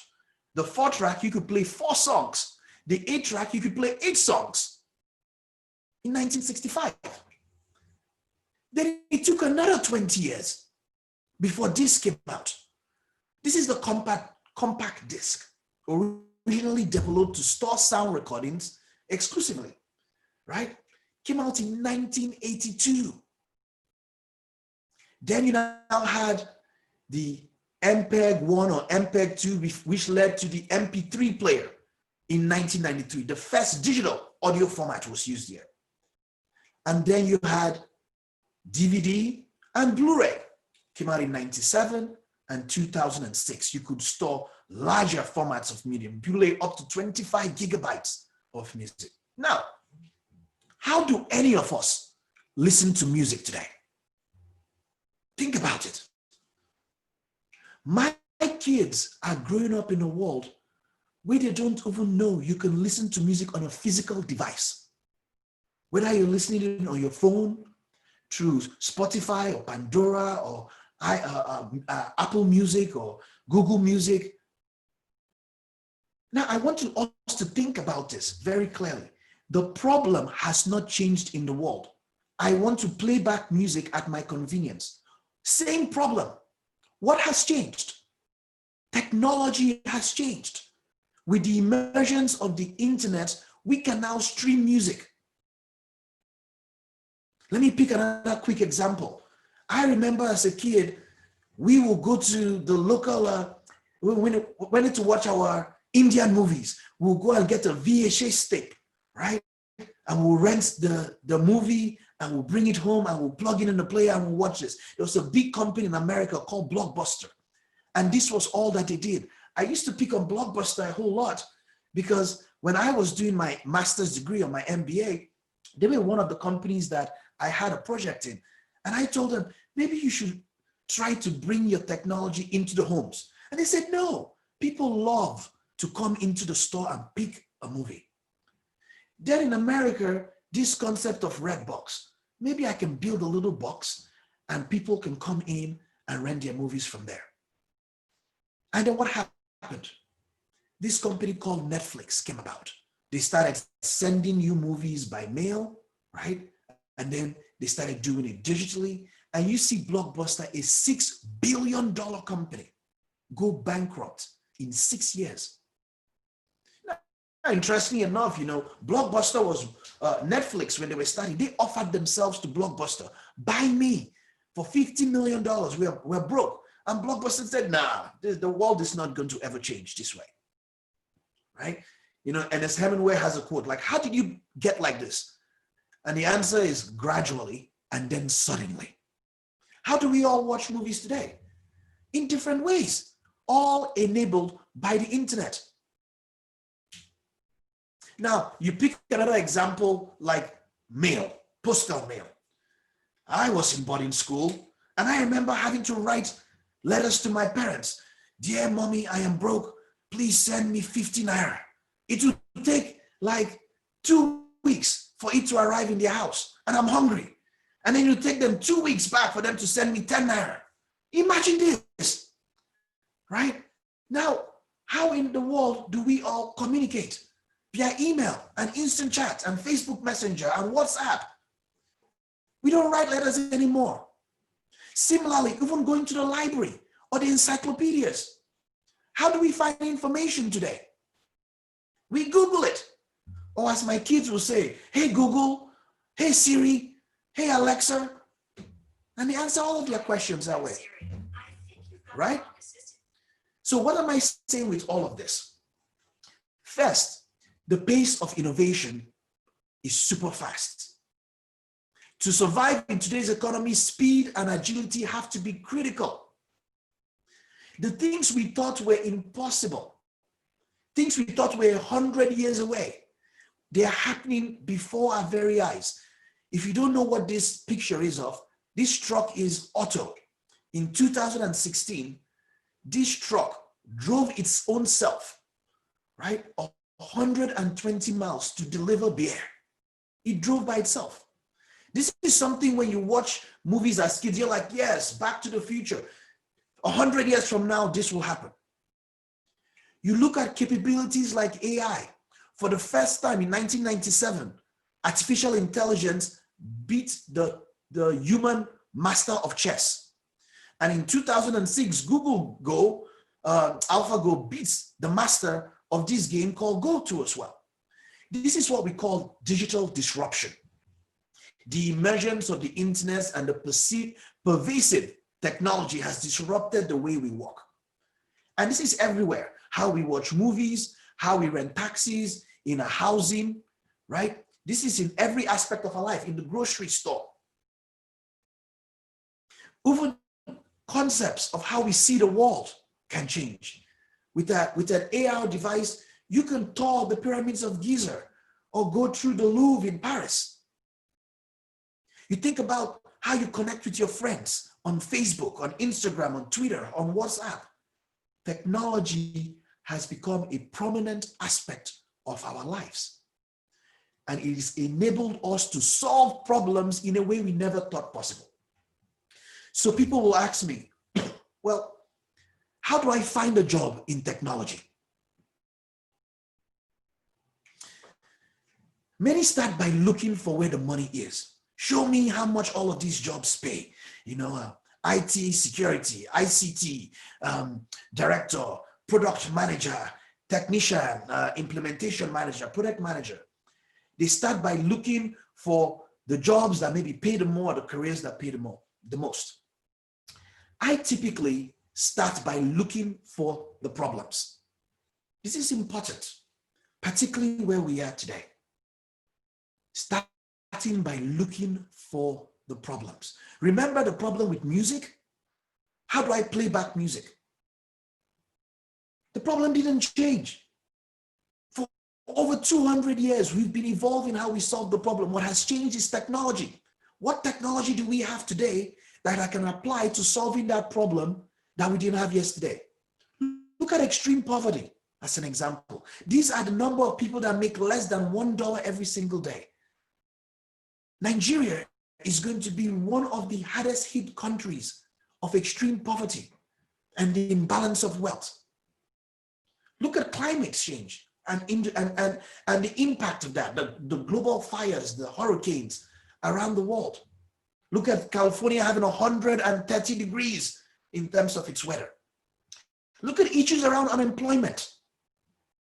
27% of Americans are unemployed. Look at the numbers that are underemployed, meaning they have a job, but the job is not enough to support their bills or support their family. Look at issues of inequality and exclusion. In Nigeria, look at issues of power, electricity. Stable, reliable electricity has plagued us for as long as we remember. We have lost so many opportunities as a country just because people don't have light. Several times I've worked with teams at McDonald's that wanted to come to Nigeria. The single biggest reason, unstable power. They cannot afford to have somebody have food go bad because the power went out and the refrigerators did not stay on. Right? You know, I like to say show power by example, not example by power. But I truly believe solving the electricity problem in Africa or in Nigeria will truly change the opportunities we have. Of course, you have issues with corruption, security, healthcare. We're in a global pandemic. Yes, it sounds like a race, but who said that Russia has to be the first with a vaccine, or the US, or global powers like China? Yes, it can happen in Nigeria. Debt, trade, food, housing, relationships. I am advocating for this because I want us to understand. I am not saying use technology to do a scam or fraud or be one of those Yahoo boys. There are skills in there, but that's not how we apply technology. There is not a problem in the world of people saying, I want a scam or steal my money. Those are not real problems. These are real problems in the world. Now, you can look for a job, the traditional sense. You can build all of your skills and find a job in technology or find a problem in a company. Be like, well, let's find a technology company, right? Or think about existing businesses today. Oh, look at MTN or Glo or all of the cell phone companies. They are technology enabled. Or look at Dangote. It is technology enabled. They are using technological equipments to accelerate and improve their work. You can go this route. Alternatively, you can start your own business. You can become an entrepreneur and start a technology business. Now, I know many of you will say, well, how can I start a business? You know, I don't have money. I need to write the business plan. I need to get everything ready to start a business.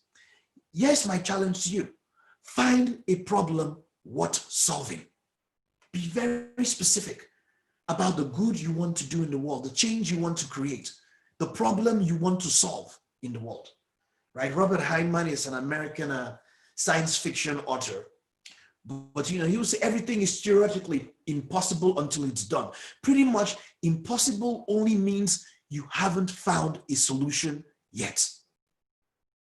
Now, I want to be clear about the role of technology, because in many companies it's misunderstood. When you hear ICT in many companies, or information technology and you know, the internet and help with technology, is physical technology. In many companies, technology is used to serve the business. I need to be able to set up a computer or a laptop. I need to be able to have a video conference call or use technology to stream. You know, they see technology as an expense, a cost center, right? So they fund a project or a technology project. If you think about it, if you went to a bank and said, what do you do here? They will say, I'm a bank. If you went to ShopRite, what are you? I'm a grocery store. If you go to Amazon and ask Amazon, what are you, Amazon? Or Apple or Google? They won't say I'm an advertising company. They won't say I am a retail company. They will say we are a technology company. That is because of what they believe the role of technology is in their business. Technology is their business. They use technology to solve problems for customers in a way that works for their business. So the role of technology is not internal to help their internal business. The role of technology is, I want to find a problem in the world and I want to use technology to solve that problem. Now, in many ways here, people will say, okay, well, you know, but I want practical ways of how I start my business, because you can find a problem and say, how do I use technology to solve it? Remember, you can use technology to enable it, to accelerate it, to evolve it or transform it. But the idea here is, if you find a meaningful problem in the world that you love to do and needs doing and that you can be good at, you can make a dent. I have this story of a lady that I met on a flight. I used to travel for work every week, and I'll get on a plane every week to go to work. And I was coming back from a holiday, and I was sitting by a lady on the plane, and she had a basket of cupcakes, or little mini cakes. And she offered me a cake, and I said, no, I'm fine. She said, please eat my cakes. They are very nice. I said, okay, I'll taste one. I tasted her cake. I said, thank you. It was a very lovely cake. She said, you know what? All of my friends tell me my cakes are amazing. I just went to holiday with my family and they made me make a lot of cakes. And so I just have a lot left. And so I'm taking it back home with me. I said, well, they are really good cakes. They look very nice too. He said, you know what? Everybody has been telling me this for years. And they are telling me, start a cupcake business. Start a business. I said, why won't you start a business? Start a business. She said, well, no, I need to have a business plan. I need money to start the business. I need investors. I need to write. I said, well, do you like making cupcakes? She said, yes. Are you good at making cupcakes? She said, yes. I said, well, just keep making cupcakes. She said, what do you mean? I said, well, okay, where do you work? She has a job today in a big factory company. I said, well, when you go home, just do what you normally do. Bake cakes. Take them to work and put them in the office for free. You know, you like baking cakes, so just bake some cakes, put them in there. Now sit in the break room and watch people eating your cakes and see how they feel about it. She said, and then what? I said, well, here's my business card. After you've done this, call me. So she went and, I didn't hear anything for a couple of weeks. And then I get a phone call. I said, who is this? I said, I can't even remember. She said, I'm the woman in the airplane. I said, oh, okay, how are you? Very good. Yeah, I said, so what have you been up to? She's like, well, I've been baking a lot of cupcakes. I said, okay. She said, well, everybody loves it. When I bake the cakes, everybody's so happy in the office. They crowd, people cannot wait. I just bake it like every Wednesday. People love to come around. And you said, if I do this, I should call you. So what do I do next? I said, well, okay, seems like people like your cupcakes. Well, let's just put a little bowl beside your cupcakes. Put $1 of your money inside that bowl and see if people will donate to your cupcakes. He said, that's it? I said, yeah. I said, then give me a phone call if you do it. She 1-2 days, she calls me back. I said, well, look, people just keep putting money. Somebody put a check inside the cupcake. Said, can you please bake cupcakes for my son's birthday? I said, huh? I said, how much was your check? She said, $80. I said, well, look at this. She said, so what do I do now? I said, well, maybe you should go and print out your name and your phone number and see if other people are interested in buying your cupcakes. By the end of the next week, she called me back. She said, wow, I have several orders, almost $300. People are asking me to bake cakes for them. What do I do now? I said, well, do what you've always been doing. Keep baking cupcakes. You see, she calls me back and says, so when do I start the business? I said, what do you mean when do you start the business? You are already in business. Now you go back and you know what? You already have money. Build a Facebook website. You guys will learn about social media so that people can go and leave comments around this. This woman invited me about a month later to come and see her new cupcake business. She had hired 8 employees. And now she uses technology by buying big machines so that she can make many more cupcakes very quickly. Why do I tell this story? Because I want you all to understand the mindset more than the technology piece. If you find the problem worth solving in the world and you start solving it manually, if it matches your passion, your vocation, and your advocation, and it brings value in the world, technology will enable and accelerate it. One of my favorite quotes in the world is from Calvin Coolidge. Nothing in this world will take the place of persistence. Talent will not. Nothing is more common than unsuccessful people with talent. Genius will not. Unrewarded genius is like a proverb. Education will not. The world is full of educated derelicts. Persistence and determination alone are omnipotent. The slogan, press on, has solved and will always solve the problems of the human race. Be passionate about the problem you want and press on to solve it. Steve Jobs will always say, your work is going to fill a large part of your life. And the only way to be truly satisfied is to do what you believe is good work. And the only way to do great work is to love what you do. This is why, as a family value, I say take pride in what you do. P in pride, punctuality. Because if you show up on time, you are ahead of 80% of people in the free world. If you show up on time with a plan, you are ahead of 85% of people in the free world. If you show up on time with a determination to put that plan to action, you are ahead of 90% of the people in the free world. Never give up is the perseverance aspect of it. Take responsibility, own it, and lead that into reliability, because integrity is important. You have to do what's right, not what's easy. Right is right, even if nobody is doing it. And wrong is wrong, even if everybody is doing it. Determination. You've got to want it, desire it, be eager to put a dent in the world and stay dedicated to it. And if you're doing anything, do it well. Work smart, look for leverage. Good is the enemy of great, but be excellent in all you do. It has been a pleasure to do this. Thank you, light bearers. It has been an honor to share with you all and to reconnect with several of you. Please keep in touch. My email address is right there. There are several books that have been written through my partnership here. Please get a copy and read them. It'll tell you all about how to solve problems in the world. Thank you all very much. Thank you, Fata Christian Idiodi, for the very nice lecture. I know a lot of people have a lot of questions because the lecture was so deep and so rich and insightful, going from how you talked about the change, how the change of the world happens gradually, and then suddenly, I know everybody will want to be the Netflix of this generation and not the Blockbuster.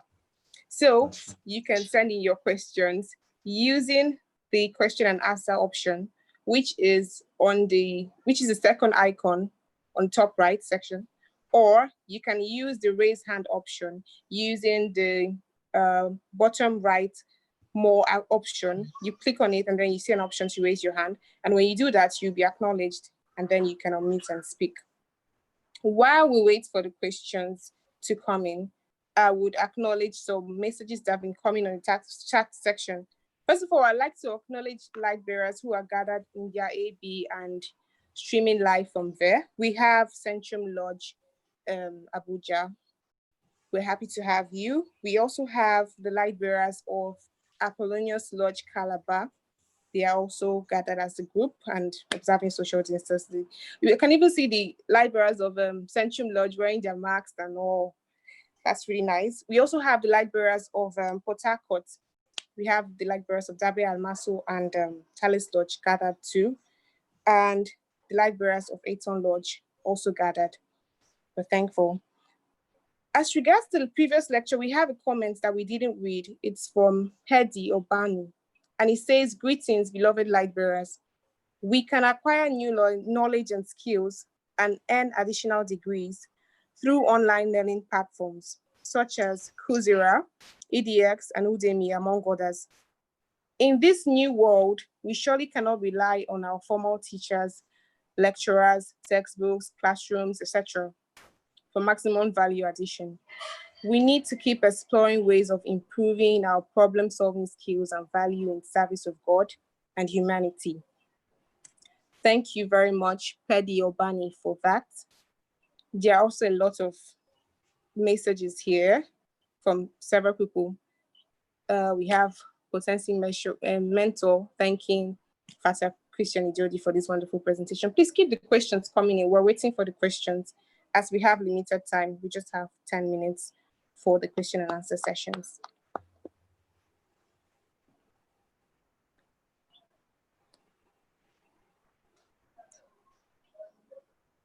Still waiting for questions.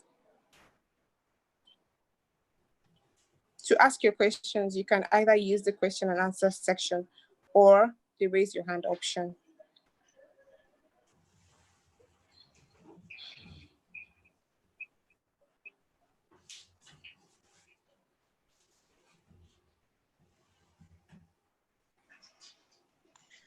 So while waiting for questions and comments for the lecture delivered by Kristen, please let's note that tomorrow we'll start at 11 on the dot, and we will be having lectures on stress management in the face of the global new normal and social media marketing, as well as regenerating our being by the overall body exercise.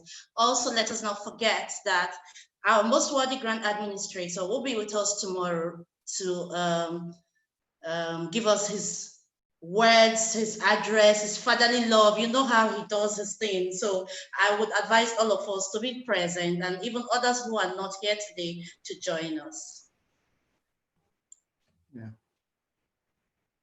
I do want to keep challenging everyone on this because I'm getting some comments about technology and solving problems. This is the best time to do it because in some ways the world is changing on a global level. How we respond afterwards, what's normal, is yet to be defined.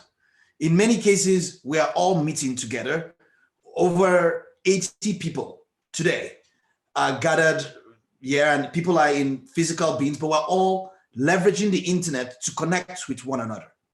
The platform that we're using today, which is Zoom, to connect with each other, about 12 months ago, they only had maybe about 1 million people tapping into this platform, and they have 300 million people leveraging it today, right? This way we are communicating today, this company's valuation has gone up 400%. Now, there are many other companies that were trying to solve similar problems, but the world is evolving today.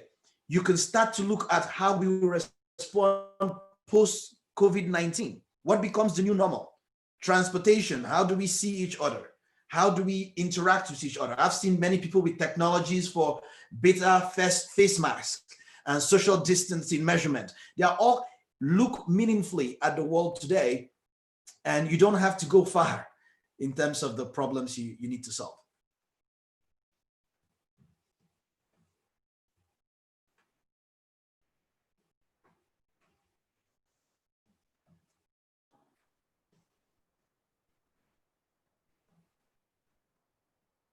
Okay, I think we have one question from Nosakare Alex Usiomorfo.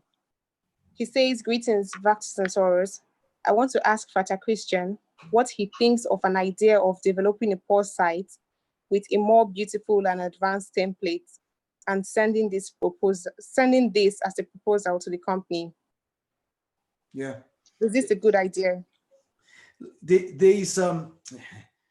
I always have the fundamental philosophy that there's nothing better than doing, right? I know many people teach business plans and business cases as a way to communicate value.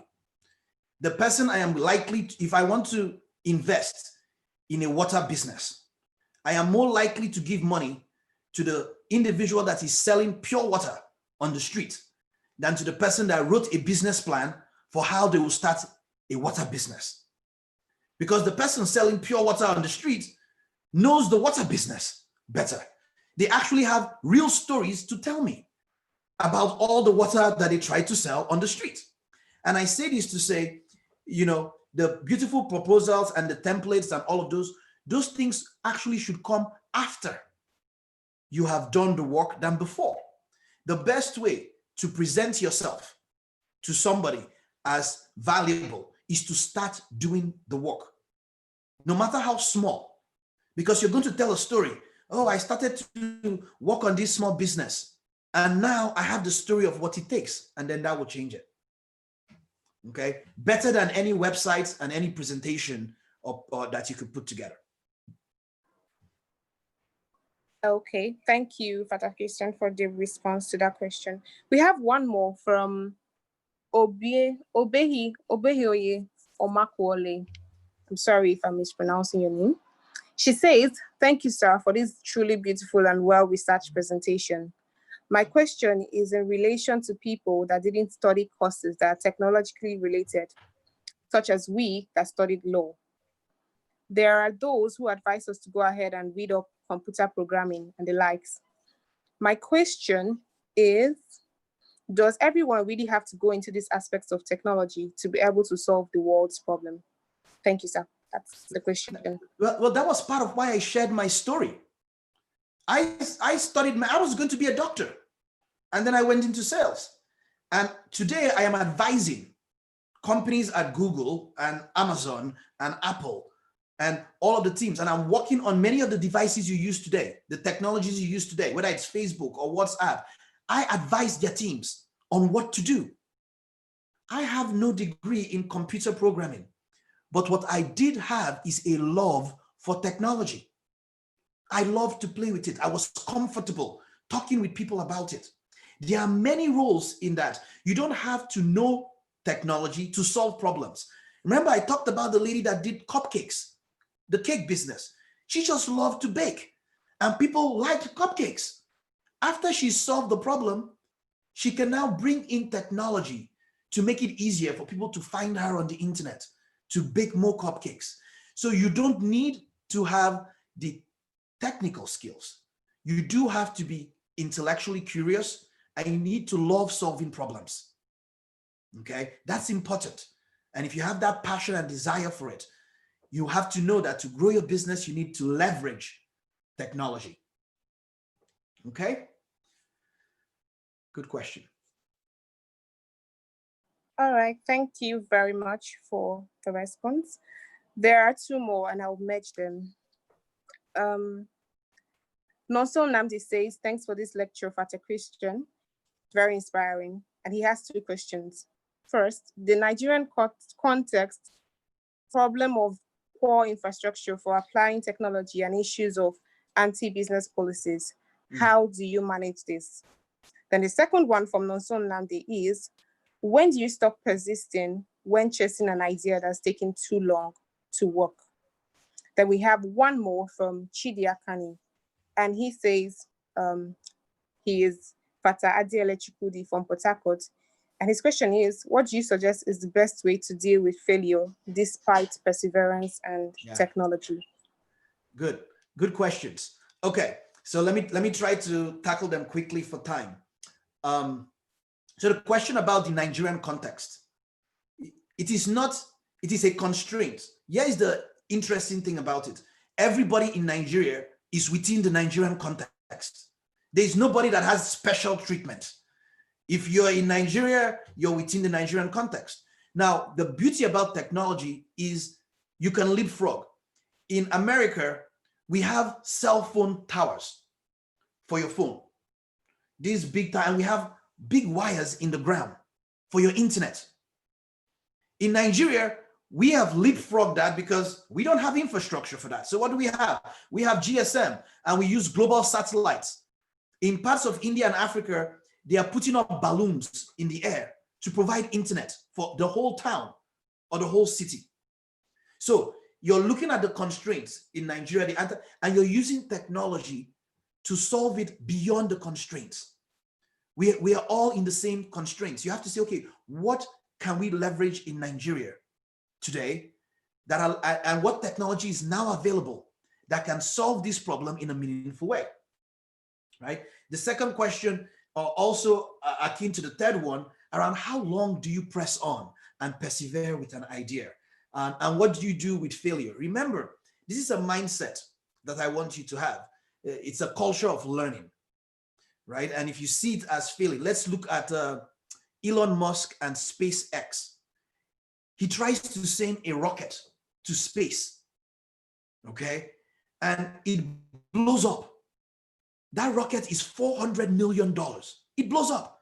And he says, we'll try again next week. If you're not failing, he says, you're not trying hard enough. But here's what I don't want you to think. I want you to think about learning. The mindset is how quickly and how cheaply can I learn those things? I don't need to start a business and hire 500 people and press and then fail. What can you do on a very small scale?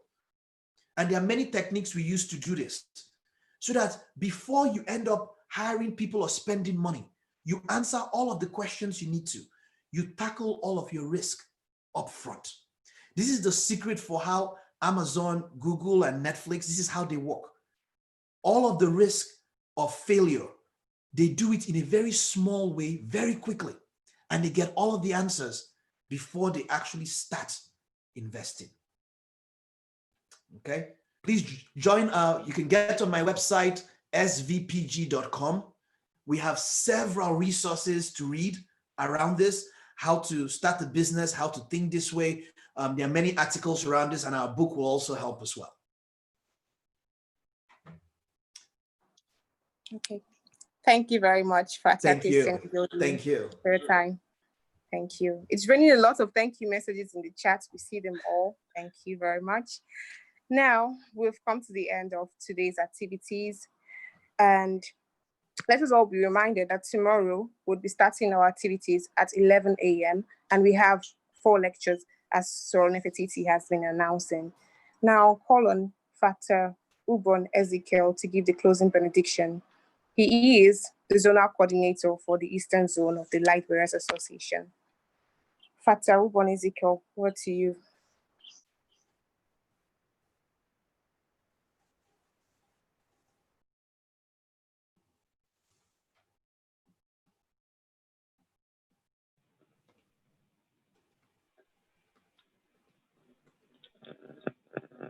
Dignitaries of our order, Fratres Sorcerers, beloved light bearers, let us seek to relax and turn our consciousness inward.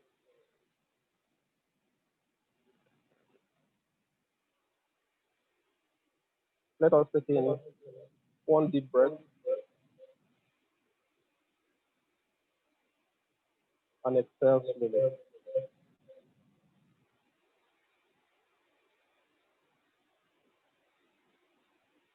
May we express our profound gratitude to the cosmos for a successful zonal webinar.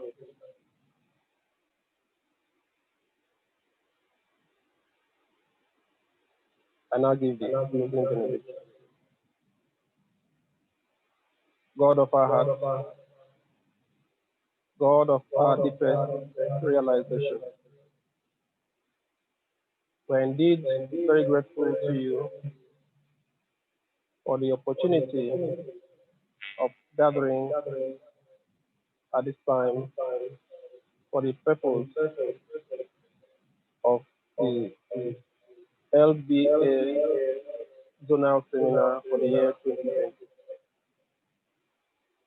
We're indeed grateful to you for having inspired us throughout this session. We ask for your direction, we ask for your inspiration, that you will guide our hearts and minds as we continue the journey of life in our quest for self-mastery and in our search for the mastery of life. As we retire to our various homes and destinations, may your light, your life, and your love continue to abide with each and every one of us until we meet again. So much to do. So motivated.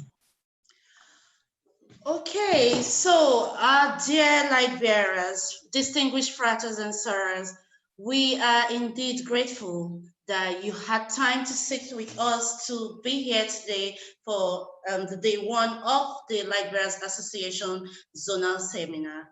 So on behalf of the English West Africa Administration of the Rosicrucian Order AMOC, we want to say a very big thank you to all of you for scheduling us into your schedule, and also would like to thank our facilitators. As you can see and as you have observed, our facilitators were power speakers, and for them to have gotten to that level, please let's remember that they were once members of the Light Bearers Association and are currently members of the LBA alumni. In other words, I'm trying to say that the Light Bearers Association has been a very good training ground for so many of us, in fact, for all of us. So if you have relatives or members who are yet to join or affiliate with or to let me take that again, who are yet to join or who are yet to show their support, commitment, and cooperation towards the Light Bearers Association. This is a very good video you can also share with them. The link will also be posted for us to share so we can as well see these things. I would also like to thank the technical team for their support as usual. and of course, the English West African team, for administration team, for always being there, you know, to bear with us with our hassles, with our stress level and all of that. But then that's why we are siblings. So thank you very much. And tomorrow, like I already announced, and like Chineye has already told us, tomorrow is also action-packed, in quotes. We have a whole lot to benefit tomorrow. So on behalf of my co-moderator, Chineye Ibojikwe, and myself, Sarah Nefertiti Ohimen, thank you very much and do have a lovely day. And yes, before we go, we'll now unmute all the microphones so you could as well say hello to each other if you want to.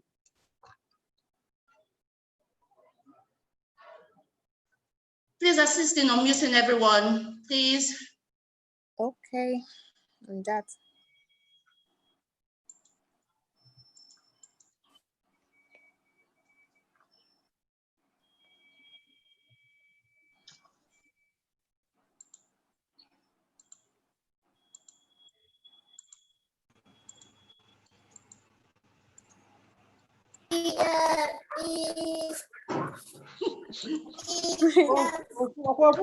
Hello, everyone. Hello.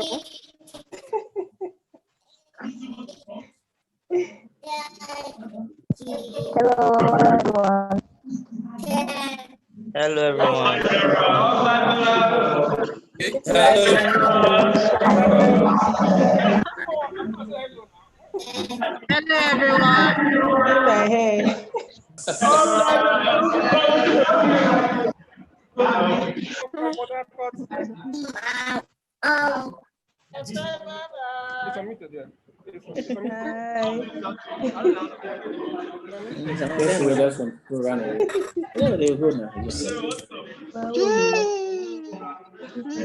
We are not talking to ourselves, we're rather talking with the people at our ABs. What's going on? Congratulations. Chini baby. Hi everyone. Hello. Chine. Good beginning. Hi. Yes, see you everybody. Hello It's so everyone. good to see you all the way from New Zealand. Thank you. It's good to see you guys. Oh, it's good. Oh. Very good. This is Saraka. I'm in my head. I appreciate it. Presentation was wonderful. Okay. A few weeks in New Zealand. See you. So many. So good. See, Namdi. Everybody. Oh, look at them. I see somebody with a child. The camera is on. Yes, that's Dr. Bimbo and his child. Okay, Bimbo. This one is so big now. Yes, it is. Angela. Angela, how are you? I'm fine. I'm making my hair. You are being there. You look Who is making it? You look very good. Hello, everybody. Chineye, what's up? Hello, Sarah Nefertiti. What did you say? Wow. Mommy. Angela.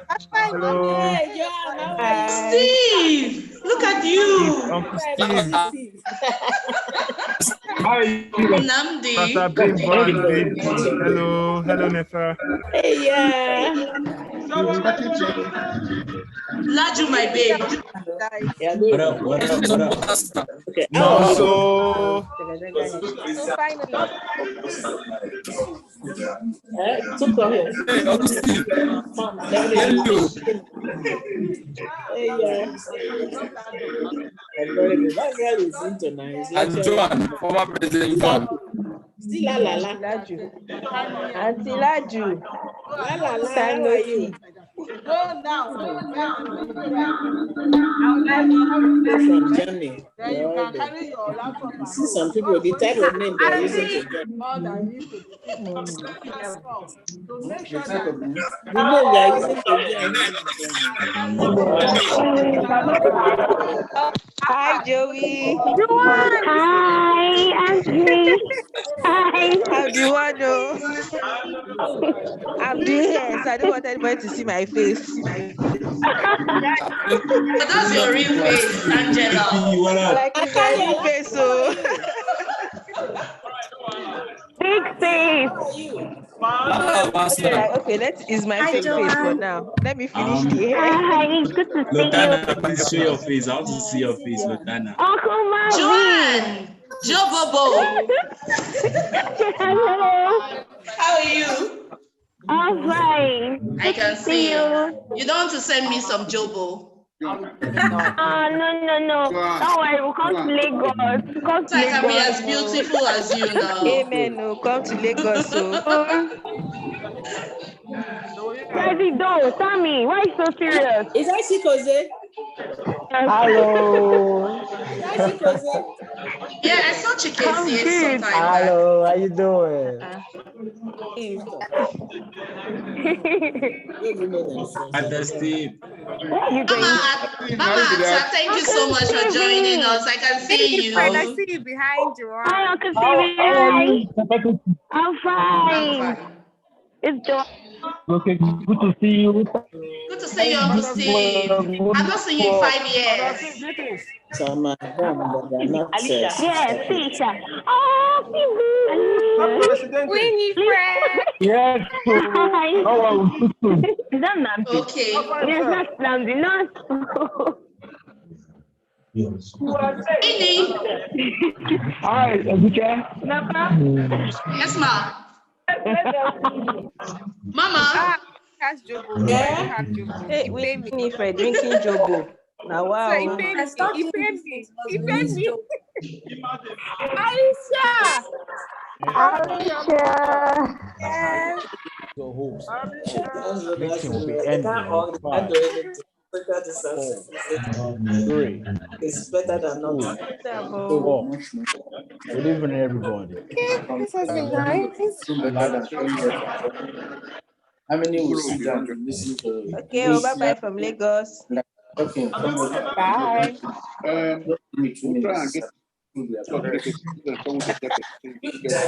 Distraction.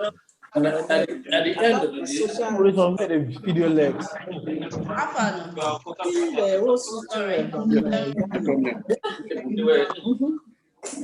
So many people, they say somebody can live there and they're not those. Talk to him this afternoon so that before evening, I'll know this position. Oh, All right.